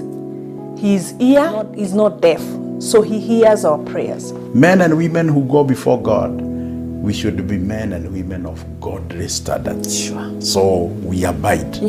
So that we keep tapping from the source. But as we pray, it is important to tell God that your will be done in this prayer that I'm praying, or about this prayer item that I'm praying about. Not as I will, yes, this is my will, but let your will be done. In these changing times and seasons of uncertainty, who do you look up to? God keeps His part. Calm rain, calm sunshine. God is still committed. From one generation to another, and it's not like shifting shadows that He will change, but Join Reverend Elizabeth Kimani and Henry Kyra every Wednesday from 8 to 9 p.m. live on Kirk TV for Call Unto Me. 2021, He's still the same God and He has not changed.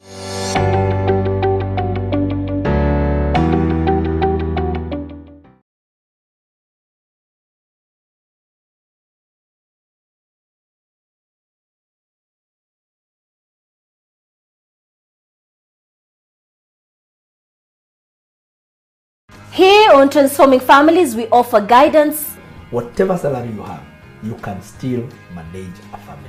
tackle matters viewed as difficult. You mentioned that if you're not working as a guy, why then are you getting married? If a man does not have money, then you're not romantic enough to be married. Hard. The people born in the 70s and 60s are the ones that have failed the current generation. And confusing. We are talking about the cerebral children, Yeah. the children who have been pampered. They are the ones who are not taking care of their own children when they give birth to them. Creating stable families for a stable society. Families are work, but you can work it. All we want is the best for our families and for our families to be transformed and stable and strong together. Transforming Families, Saturdays at 8 p.m. only on Kirk TV.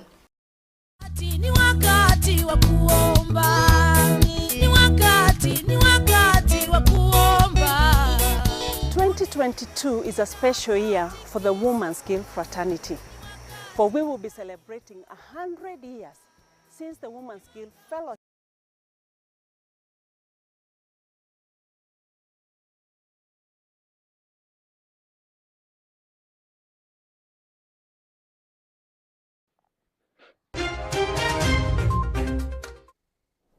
All right, I'm glad that you're keeping us company right here on Kirk in the Morning, where we take a review of what has been happening all through the week. We've had a robust discussion on what has been happening in the world of politics, and as we always do, this morning show is a whole setup for you to be able to be, to grasp everything. And on this particular moment, I want us to just shift gears and get into our discussion in matters to do with entrepreneurship. And in case you're wondering, this particular week I'll be speaking to Nelson Olereya, who is the Chief Executive of National Imara Conservancy. In the next few minutes, he'll be joining me via the online platform, where we'll be talking about his conservancy, which is very unique, and that it serves as a migration corridor for wildlife from Sekenani into the Mara. And in case you're wondering, this corridor where Nelson has been the chief executive is between villages, meaning that is that to train the community to be able to, peacefully coexist with the wildlife, and also convince them to give part of their land in the part of leasing to enable the wildlife feed, and also avoid hindrances such as building of houses and making of fences so that animals can move freely from where they are to the Mara. And the Conservancy went ahead and gave birth to Al Dapoi Mara Camp, which again has employed Morans and the local community. And this is what has led him to be to call on the donors to be able to come in and build primary school, and also come in aid for the members of that particular community during the COVID-19 pandemic. And apart from that, Nelson has also engaged the community in businesses such as soap making for the women, and most recently he contributed in the building of a college with its first cohorts of the graduates graduating during this pandemic. And I want to just join in the discussion with Nelson Olereya, who is just coming to us live from the National Mara Conservancy. Nelson, if you can get me clearly, good morning and welcome to Kirk in the Morning this particular Friday. Morning, Chris. I can get you loud and clear, and thank you for that introduction. You got everything very, very well.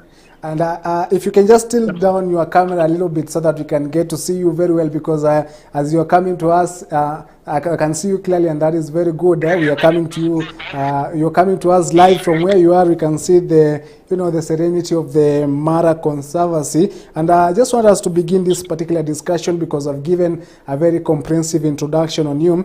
I just want our viewer to know, where did it all start so that you can find yourself where you are now, the CEO of National Mara Conservancy, a very significant corridor for the migration of the wildlife. Yeah, thank you, Chris. As you have comprehensively explained to the viewers, and really nice to meet everyone here, our idea of creating a conservancy was born 6 years ago, out of a realization that we had to do something to keep the integrity of the Masai Mara Serengeti ecosystem. Unfortunately, in the past few years, the land ownership policies have been changing from communal land ownership into private land ownership, and land was subdivided into small portions, and then we started seeing proliferation of fences, further land for modification and land selling, and unfortunately, whatever was happening was threatening the health of the Mara Serengeti ecosystem, which is relied upon by our country because of the tourism potential. Therefore, besides that, our community was at risk of losing their land forever, and that land is very important for the keeping of their culture, for their lifestyle of nomadic pastoralism.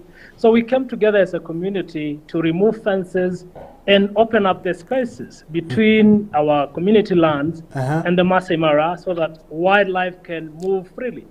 So we created a very unique conservancy in Masai Mara, which is called National Masai Conservancy, which basically in the Mara language means a place where there is balance and harmony and coexistence between people, wildlife, and livestock. So it became an innovative conservation model where people are not pushed out from their land in order to expand space for wildlife and for tourism. We believe that the local people have always coexisted with wildlife since time immemorial. So there was no way we were going to remove people and create conservancy refugees when people are moved out of their land into towns and other settlement areas so that space can be, safeguarded for the public. And because you've talked about, where it all started and how it has been, incorporating the community to be able to coexist with the wildlife so that they cannot be able to lose on their land because, when there is movement of the wildlife conflict, most of the people are forced to move out from the region. I want just to know how significant has the move been for you, bringing together the community to be able to allow the coexistence of the wildlife. How significant is your move? It is quite significant because we managed to secure a corridor which was threatened with closure by fences, by built-up areas, and land selling, which threatened the very, very existence of our community because our people rely on their land for keeping their cattle. So if they lose it because foreigners are coming in and buying land from them, then the very, very culture of the Maasai is threatened. And that culture is very, very pivotal in the protection of wildlife. So, so because of that move, where we were able to integrate the community on the land, not pushing them out, we won an award from the UN because our conservation model was believed to be the right model for the 21st century. Because if we to conserve ecosystems and the wildlife that it supports, then communities have to be an integral part of that plan. That is what we managed to do in National simply keeping the people inside the conservancy while keeping wildlife within the conservancy at the same time. And it has really been a very good model. We have proven that it's possible to create balance and harmony. People don't have to be pushed out of the land to create parks or conservancies purely for wildlife conservation. And because it's been a very season where COVID-19 has brought havoc into the many sectors, one being the tourism and the conservancy being a key player in the tourism sector. I just want to understand how the COVID-19 period was able to affect the community around that particular area and also, the wildlife. Oh, thank you, Chris. When COVID came and there were international lockdowns and tourism came to a halt, our community, which has relied on tourism, especially here in the Mara, was faced with a crisis. There was real risk of people starving. But our conservancy, being pro-people, we did not run away. Instead, we galvanized the world to come to the aid of our people. So we launched a feeding program to support the communities during the hard times. Because at that point, even besides tourism coming to a halt, most of the communal markets where our people rely on to sell their livestock, the slaughterhouses were all closed. So people were not able to access opportunities for trading. They were not able to access food. So we launched a feeding program led by our conservancy to provide relief supplies to families living within and outside the conservancy. Our members of the conservancy, who were meant to be the beneficiaries, refused to eat alone. They say there's no way we're going to eat alone while the neighboring conservancies also face starvation. So they decided to share the little that they had with people and other communities living in the other conservancies. So our feeding program became a success, and it ended up being the main means of sustenance for the communities living around the Masai Mara. And just because the conservancy, of course, it's a part of entrepreneurship and also a business opportunity and being affected widely by the COVID-19. What are the lessons that you have been able to pick during this particular period now that you say there were many challenges associated with the COVID-19? Yeah, so I would say that one of the key lessons that we learned was that, the COVID-19 crisis revealed on the soft underbelly of relying on tourism to support conservation or communities, because COVID just proved that it threatened international travel. towards arrival. So we became innovative in looking into other ways by which we can sustain conservation without relying 100% on tourism. And one of the innovative programs that we came up with, one was the production of soap from elephant dung. So we are conservancy, we have a lot of elephants coming into the area. It's actually the main corridor where elephants move through from the main park into the community land.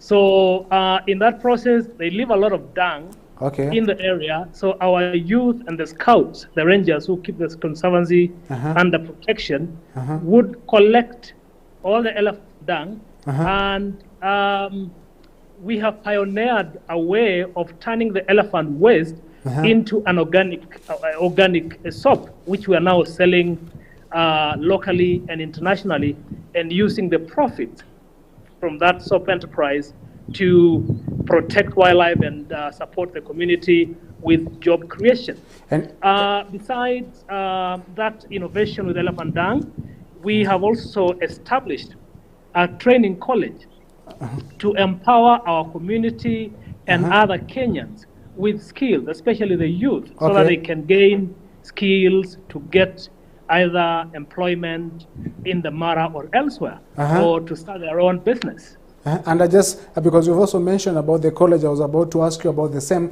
but because time has far much gone and we need to come to the conclusion of this particular discussion, what will be your last statement in regards to what you're doing, just in 30 seconds, so that we get to conclude this particular discussion? So my first in appreciation, thank you for giving us this opportunity. I would say that we endeavor to protect and preserve wildlife and ecosystems in our country. It's very, very important that the local people who are the custodians of those ecosystems are always given first consideration. Way we can succeed in our mission to protect wildlife, serve culture, and reverse poverty if people are not informed. So we should put people at the center of conservation, and sometimes even tourism outside. So people first, tourism second. So that would be the lesson, and it is doable. And we have shown as Nashville that it is possible to do that. All right, and I'm grateful, Nelson, for making time to be able to come to this particular discussion, and hoping we can get to have this discussion some other time in the Mara Conservancy where you are, so that you don't come to us via the online media. All right, and thank you, Chris. You're most welcome. Yeah. You're most welcome to visit. Ashe Oleng, Nelson. Ashe Oleng, Ashe. Have a lovely day, and that is a discussion with Nelson Olereya, who is the Chief Executive Officer of Nashulai Mara Conservancy, that is a corridor for the movement of the wildlife. We'll be, talking matters to do with that later, probably in the course of this particular program in the daily episodes of Fridays. And I just want us to take a very short break, and we come back. And this week we are also bringing to you a very new segment, and also a very interesting one that you need to keep where you are, so that you get a glimpse of what we have in store for you. But that is coming to you after this short break.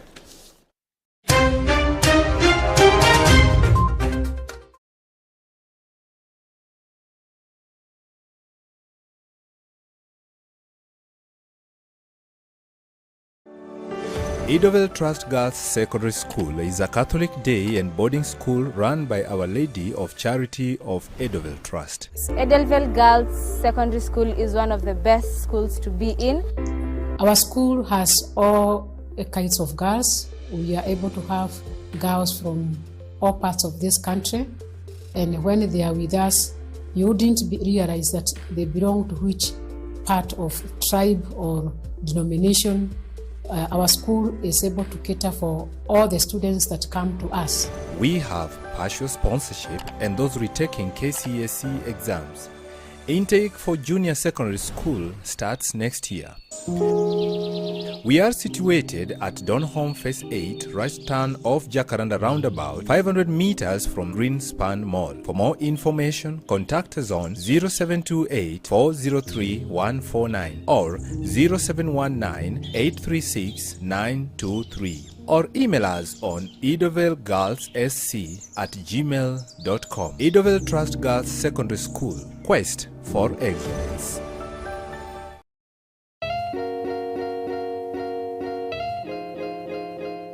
Deluxe Gutters are specialists of rainy water system with unique square-shaped and high outer gauge gutters to prevent overflow of rainy water. Visit their hardware and office at Tatu Plaza in Ruiru Oje. For more information, call them on 0716 904 501 or 0723 615 168. Email them info@deluxegutters.co.ke. Visit their social media pages on Facebook and Instagram at Deluxe Gutters Limited.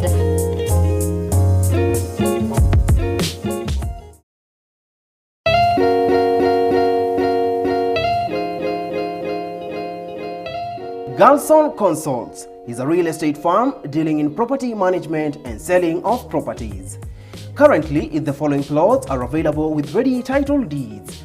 Joska 40 by 80 at 550,000 Kenya shillings. Makuyu Mananja 50 by 100 at 300,000 Kenya shillings. Mala KBC 50 by 100 at 1 million Kenya shillings.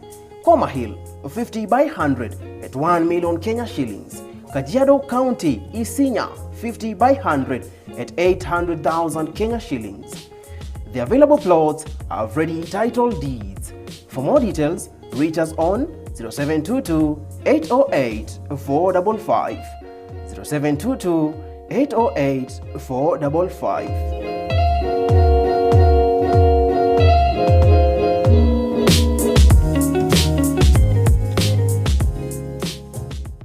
Ni wakati wa kuomba.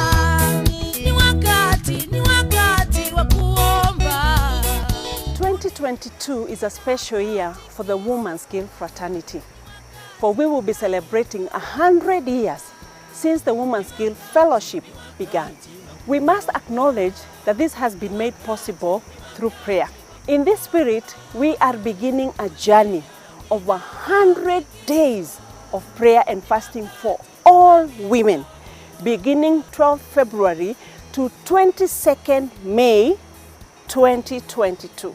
In this season, we invite all women to pray for the nation, the church, families, the women ministry programs, and the success of the 100-year celebration, and any other item as the Lord will lead you. Remember, the prayer of a righteous person is powerful and effective.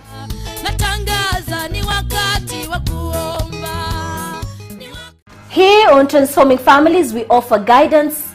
Whatever salary you have, you can still manage a family. Tackle matters viewed as difficult. You mentioned that if you're not working as a guy, why then are you getting married? If a man does not have money, then you're not romantic enough to be married.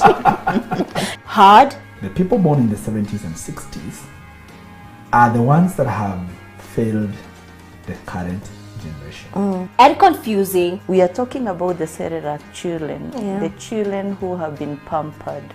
They are the ones who are not taking care of their own children when they give birth to them. Creating stable families for a stable society. Families are work, but you can work it. All we want is the best for our families and for our families to be transformed and stable and strong together. Transforming Families, Saturdays at 8 p.m. only on Kirk TV.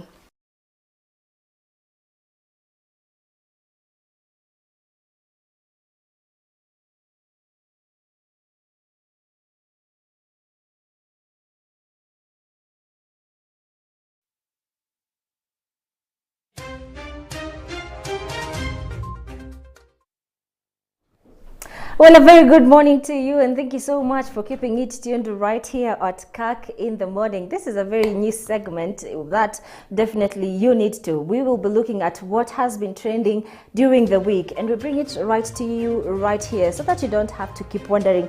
And welcome to the Trending on the Web segment with me, Faith Kaulu. There's been so much on the internet. Of course, we'll have a look at Kenyans on Twitter, because Kenyans on Twitter are something else. Don't you agree? I mean, we've had several wars with different countries like Nigerians on Twitter, and we've always won, Tanzanians as well, but Kenya still remains on top of the chart. So without further ado, let's get right into it. Very well, get in touch with me on our Facebook page, is Kirk TV Kenya. I would very much love to interact with you, as well as chat me on Twitter at Kirk TV Kenya, at Faith Kaulu. Let me know what your thoughts are on the several stories that we have lined up for you today. And without further ado, let's get right into it. Let's start with looking at the story of Stephen Otieno Adera.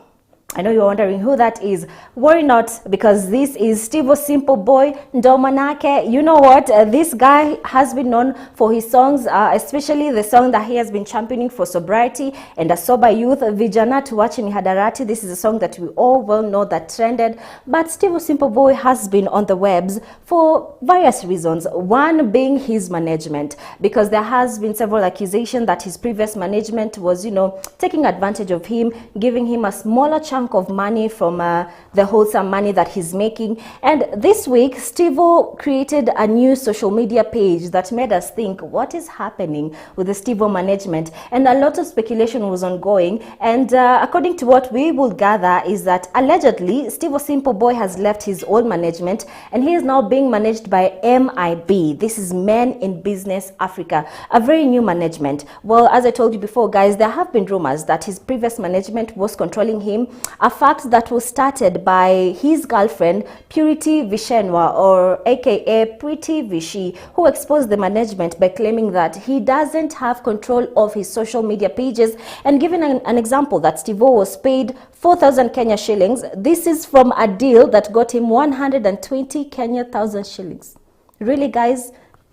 Where's the balance? 4,120 Kenya shillings, and Steve-O is the one who's making the money. But Steve-O came and did an interview online and said, you know what, my management does not harass me. We have a contract and we follow it, which is something else, because Purity Vishenma said the management definitely is harassing Steve-O Simple Boy. Let's get to listening to Purity as she said this.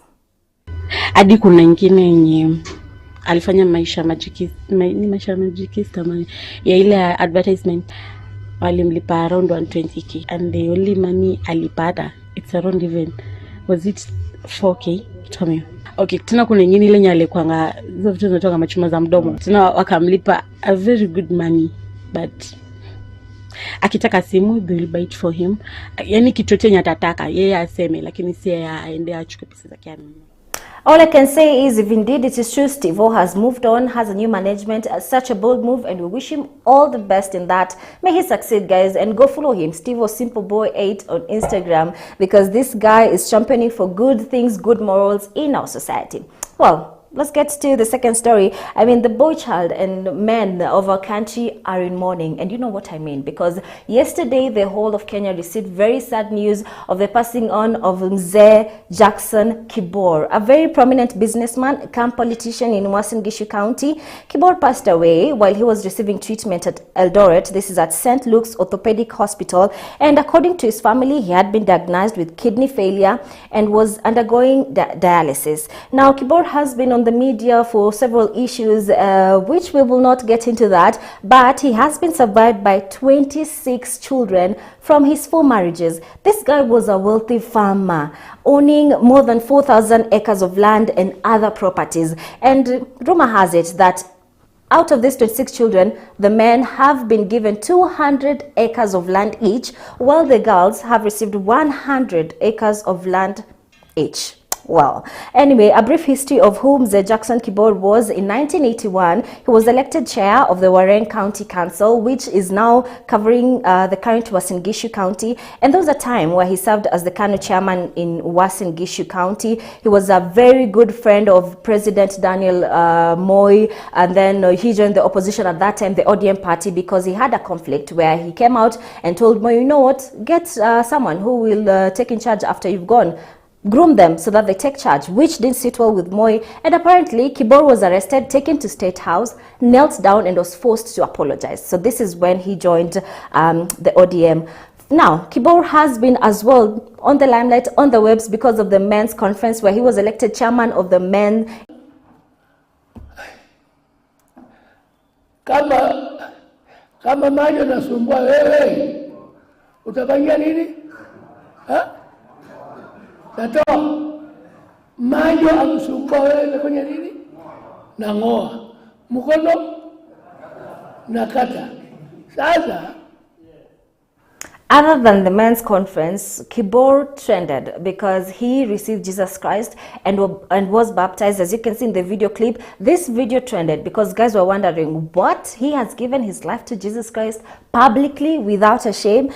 I mean, what else could we say? There's a video clip playing that was 2021, and a lot of people spoke. A lot of ministers came out and congratulated him on the bold move. This is a guy that was well respected, not only in his area, but the whole of Kenya. He was a very huge patriot. And, you know, different people have come out on the Twitter handle to mourn him. And let's get to sample some of the few tweets that people have posted on Twitter with the hashtag RIP Jackson Kibor. We start with @Amerix, who says, my heartfelt condolences to the family, relatives and friends of Mzee Jackson Kibor. We have lost a man of valor and value. Well, let's move on to the next tweet right there by Aga Rukie, who says, we must not shy away from saying, I will see what I can do when our women ask for money in good or bad times. This is what the chairman once said at a men's conference. Next is at Alice Kwambi, who says, boy child are mourning, poleni sana, rest well Mzee Jackson Kibor. Several politicians have also tweeted about him. We started the Deputy President William Ruto, who says, our love and prayers to the family and friends of Mzee Jackson Kibor. This time of grief, Mzee was a firm, industrious and vocal on issues believe in. Rest in peace, Mzee Jackson Kibor. Indeed, rest in peace, and many condolences to his family. Well, next we cross borders and look at a story that has been trending since yesterday. Ramon Abbas, very well known by a lot of us as Hush Puppy, is a guy who's trending for all the wrong reasons. This is a Nigerian who is facing criminal charges in the United States for conspiracy to launder money obtained from business emails, compromise, frauds, and other scams. Now, Abbas, when you go to his Instagram pages, luxury speaks to you, I tell you, and he has over 2 million followers because he used to post very expensive brands like Gucci, Fendi, Louis Vuitton, and many others. And an agent of the FBI has claimed that Hush Puppy has been able to, you know, launder money while still in prison because he's been held in a U.S. federal correctional facility where he pleaded guilty and is likely to face a 20-year jail term if convicted. Now, the very interesting thing is, while still in prison, he's been able to launder money and scam people.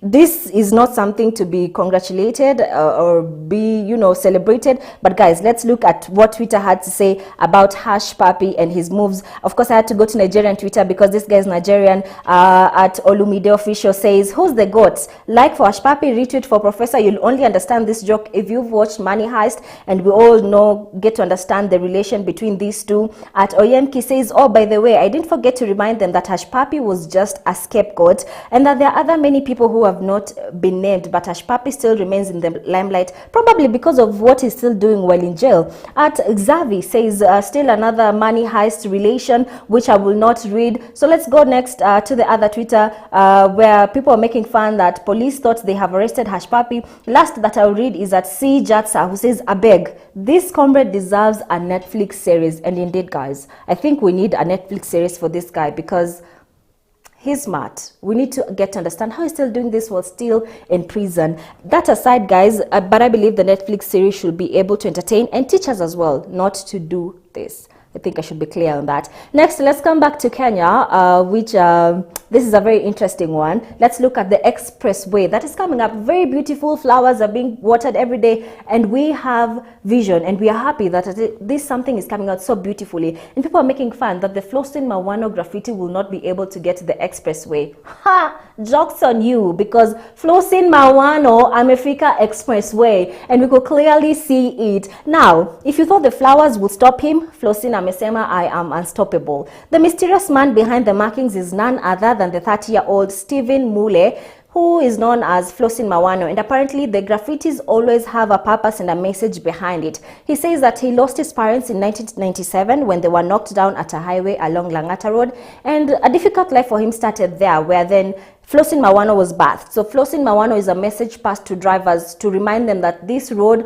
or this highway is a black spot. So while you're on this road, please drive carefully so that, you don't end up crushed or you don't end up dead. Flosin Mawano actually means that the highway, flosses of Mawano is like death, and flossing, flossing. So the highway is known for a dark spot. So once always you see the graffiti, know that this is a black spot. Always remember, drive carefully. Well, let's go and talk about Jua ya Nairobi and cost of living. Guys, we've seen the TikToks, we've seen the memes of mafuta venye napimwa na kijiko and all those things. But here's a video that Alvin Love did on TikTok that had me cracking about Jua ya Nairobi. Let's have a look. Excuse me, government. Can somebody please explain why it is very hot? This weather phenomenon. Tafadhali mu explain. Nimeona hapo government mmoja amesema ni kwa nini fuel prices went up. Okay, sawa, Putin. Yes, Russia, Ukraine, whatever. That life. Alafu, hii temperature mmetoa wapi government? Government, 25 degrees. Ni kama tuko mchana na ni usiku. What are this? Hii ni nini? Can somebody explain? Meteorological department. Hii ni fenomeno ya nini? Ile mvua ya January, we know where it came from. Kulikuwa na volcanic eruption somewhere. Sasa hiyo volcano ndio imekuja huku inatuchemsha, or what's going on? Well, Putin is also affecting the temperature. Government, mutelesa ache Jua ya Nairobi, because guys, I know I'm not the only one who's feeling this heat, but you know what? Drink water, hydrate, stay safe. You will buy a sunscreen you use on your skin. Boy child, amtaangusha points, just use the sunscreen. A Twitter on Jua ya Nairobi that I left me cracking as well is at N_Thumbi, who says, you all manifested the beach so much till God said, I got you, and brought the beach weather to Nairobi. So we are all enjoying Mombasa weather. Let's stop complaining, because you know what?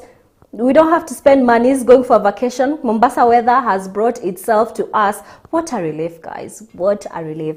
Anyway, that's all for today. Let me have a look at our social media pages. We asked you a poll, bado unavaa mask yako, or after Mutahi Kagwe said no more mask, that's it. Twitter, 54.5% people said yes, they're still wearing their mask. 45.5% said no. Facebook, 75% said yes, tunavaa mask. No, 25%. While Instagram, 79 people said yes, tunavaa mask, and 21% said no, hatuvai mask. Just one comment inasema nitaendelea kuvaa mask hata kama kunao hafurahi nikivaa. That's a comment, you all. I think bado watu wanavaa mask because hatutaki hoba.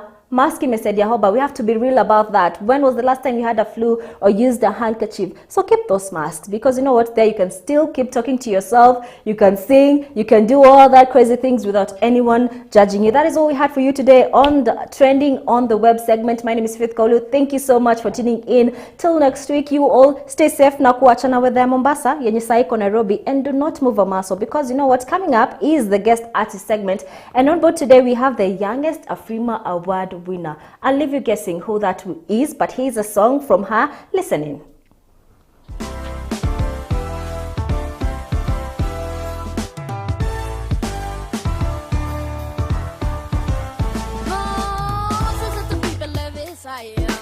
Out of the land of Egypt, an empty cross the desert plains, Pharaoh's army made a chase.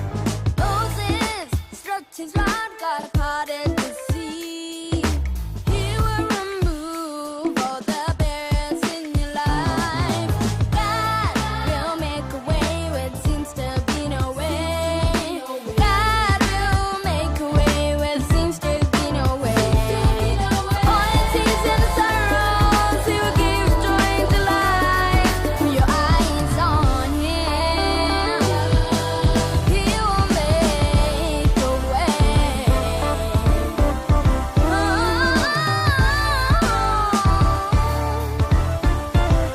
Paul and Silas in prison for preaching the word of God, as they felt the agony of the chains that held them bound. They pressed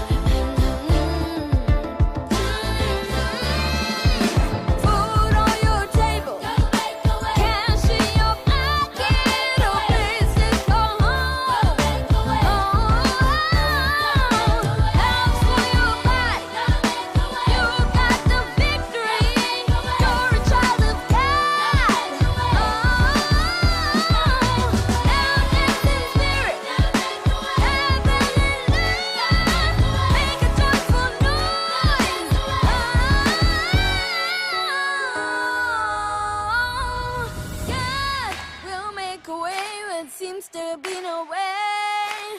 God will make a way where there seems to be no way.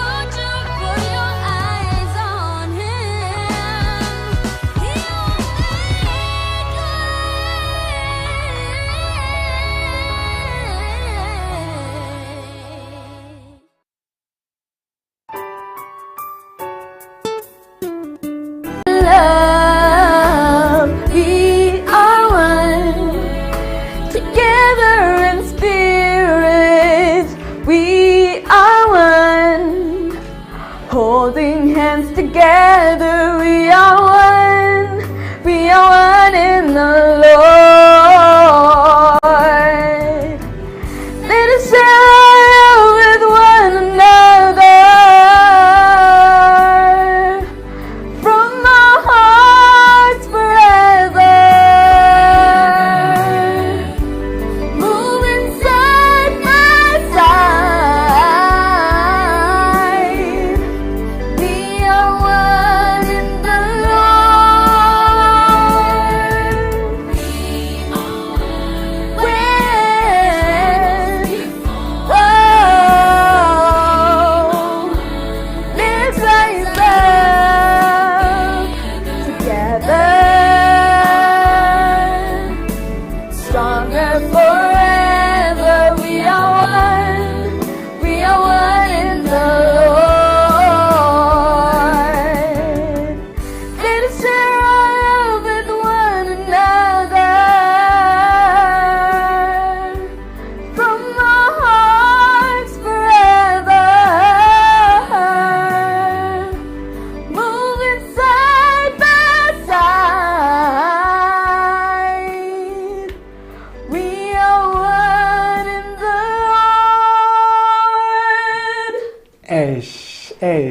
Yes. Shana, Yes. welcome to the program. Thank you. In case you're wondering who we are having in studio, it's Shana Manjero, the youngest Afrima Awards. You know, Yeah. and welcome. Just have a sit down so Thank that you. we can have a discussion. And I've heard you sing, and you really have great vocals. Thank you. And Thank you. welcome to our show this morning. I can see you feeling very happy. So let's begin here. What were you feeling before you went for the Afrima Award?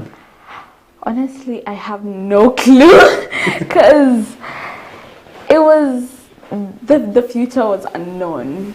So I didn't really know what I was expecting. So mixed feelings. So when you were just about doing your own thing, and then the information came that you've been nominated for the Afrima Awards, what was the feeling like?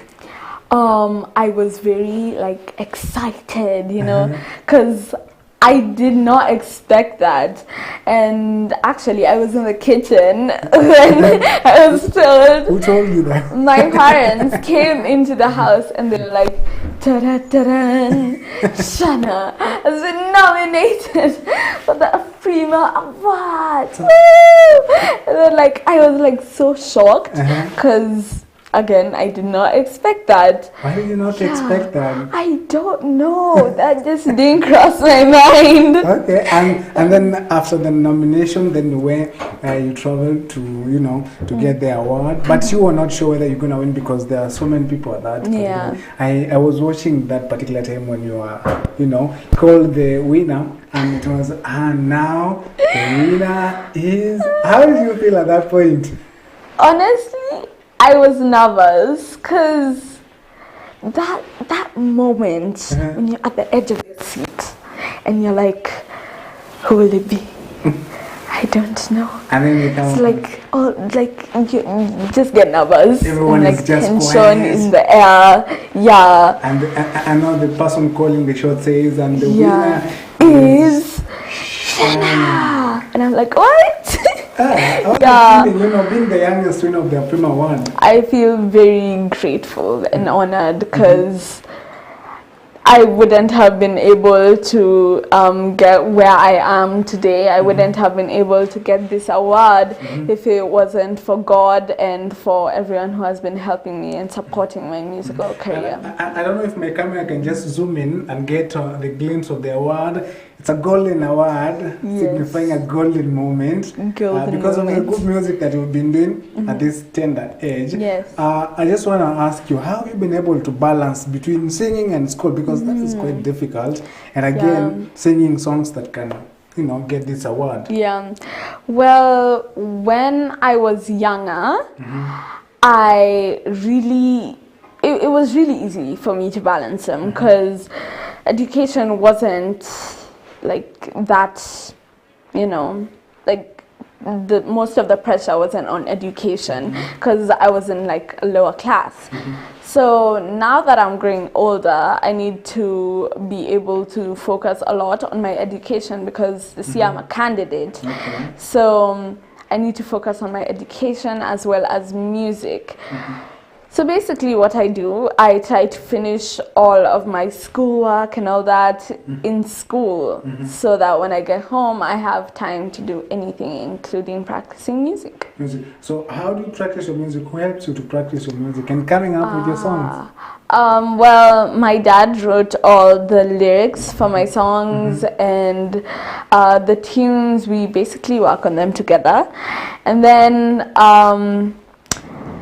I'm starting to write my own songs here and there, but yeah.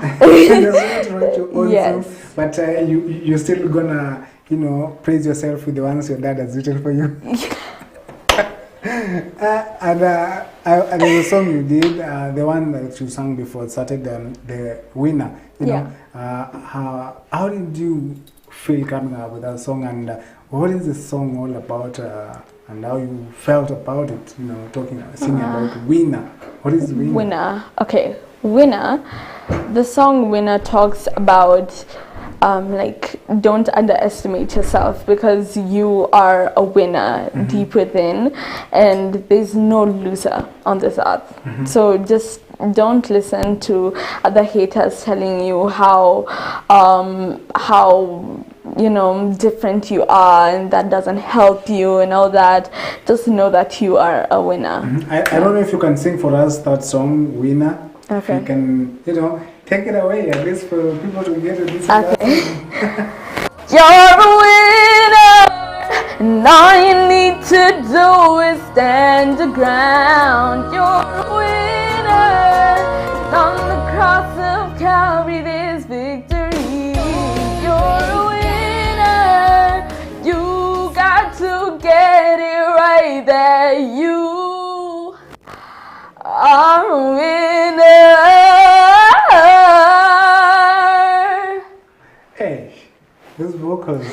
How do you train your vocals? Because someone listening to you, they wouldn't imagine, someone at your age with such great vocals. And I think that is a factor that also, contributed to you getting the Afrima Awards because they normally check on everything and you have great vocals. How do you train your vocals?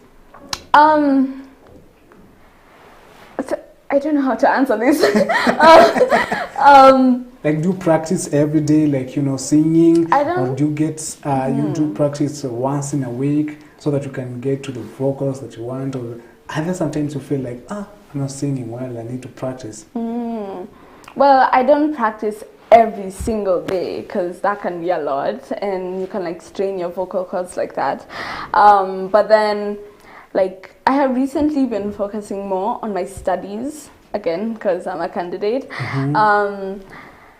But yeah, practice makes perfect. That is what it's actually doing. And in school it's a different environment from home, where at home, you come back home, you can be able to do what you want to do because you've finished schoolwork. But at school, you have to remain as a student, or rather as a pupil.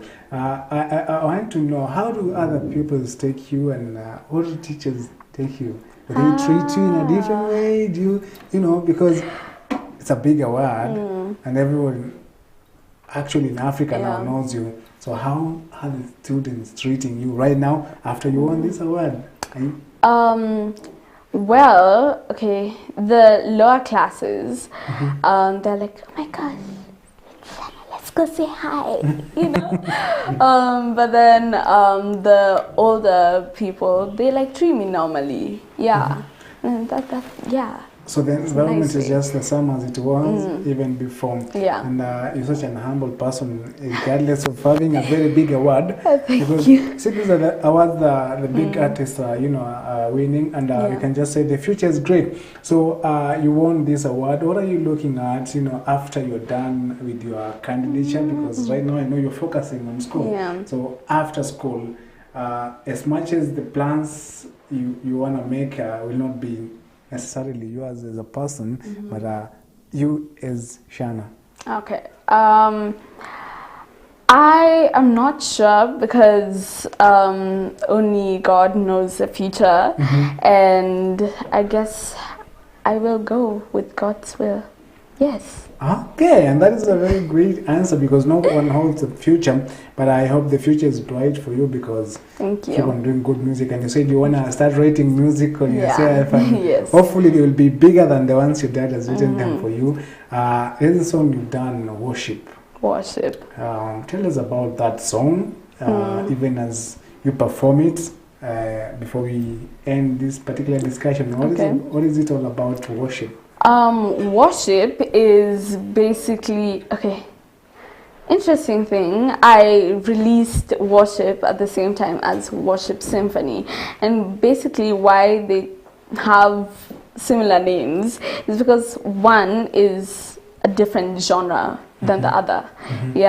But then worship is about worshiping God in everything you do and thanking him for everything he has done. So basically giving thanks to the Lord, and also asking him for help in your future plans. All right, and the future plan is so big for you, and I also want to wish you all the best as you also prepare to finish your first level of education, because right now you're a candidate, right? Yes. And you'll be finishing by the end of this year, hopefully. Yes. Nothing like COVID happens.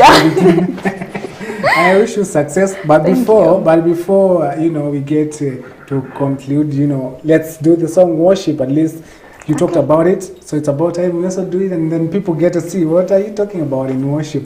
Okay. Yeah, so take it away.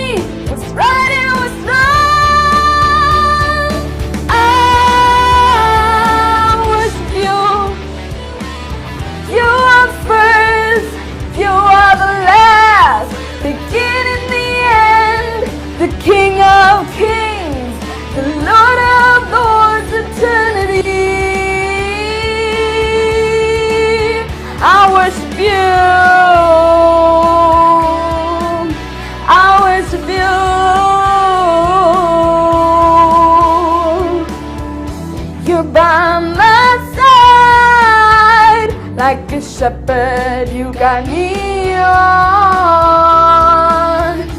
You wipe my tears and answer all my prayers. And when I'm down, you lift me up. When weak, you make me strong. When I lose my way, you lead me on. You show me what's right and what's wrong.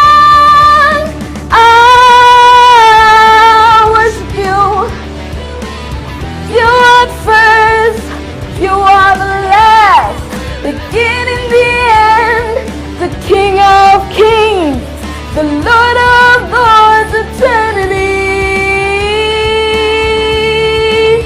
I worship you. I worship you.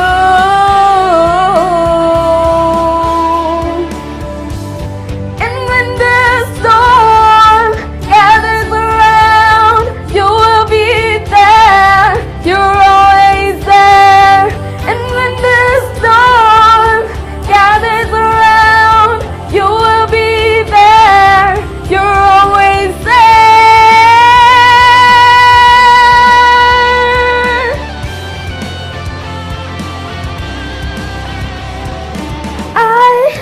I worship you.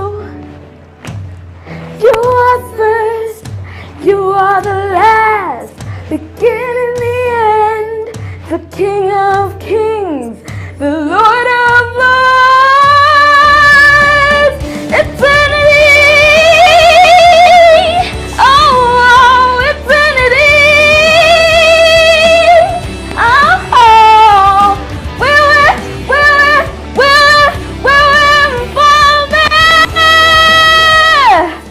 Jesus, I worship you.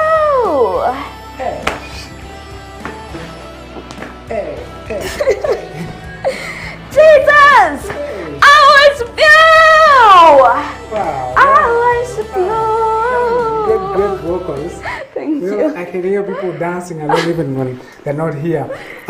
There's people of your age watching you right now. They're looking at you and saying that, she's done great and I also want to do great.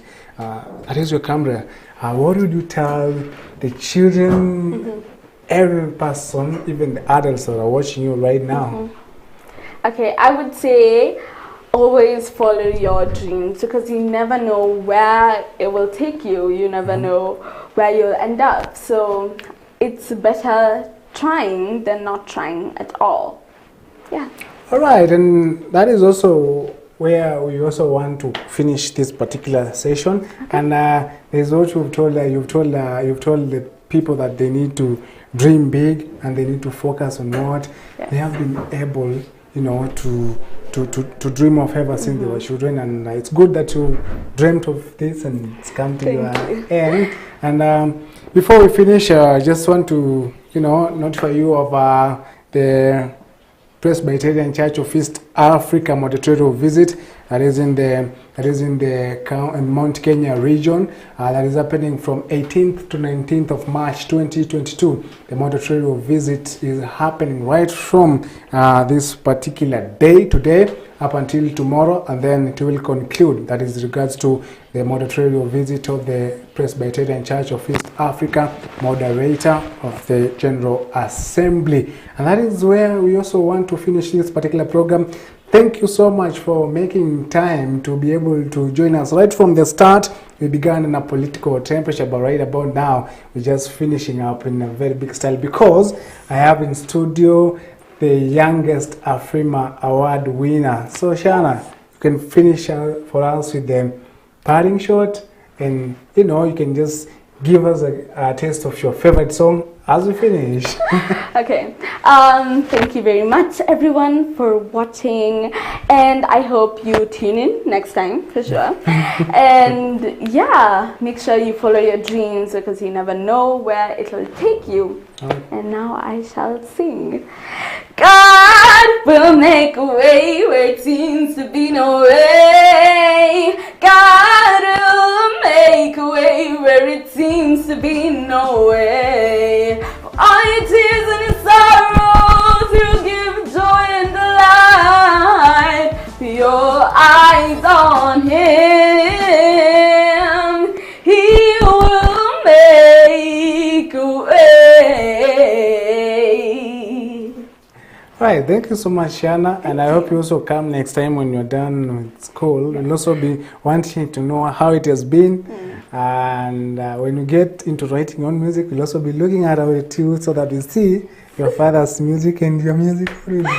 So thank you so much for making time. Thank you. And when you go back, go say hi to your dad. Okay. Because your mom is around, so we'll just say hi. So goodbye and see you next time. And that is where we wind up this particular program right from the start up until now. We've been talking matters to do with politics, entrepreneurship, you know, and also you also need to look out for our weekly segment that is coming up every Friday. We'll be talking about what is happening in the web, and right about now we've been talking about music and entertainment with Shana Manjero. The youngest Afrima Award has graced our show today. But my name is Chris Sambo and this is Kirk TV in the morning. Shana, that is the camera that we're gonna say goodbye.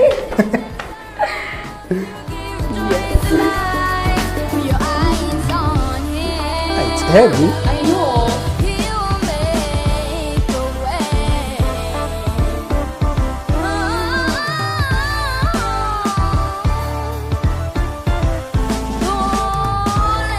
In prison for preaching the word of God, as they felt the agony of the chains that held them back.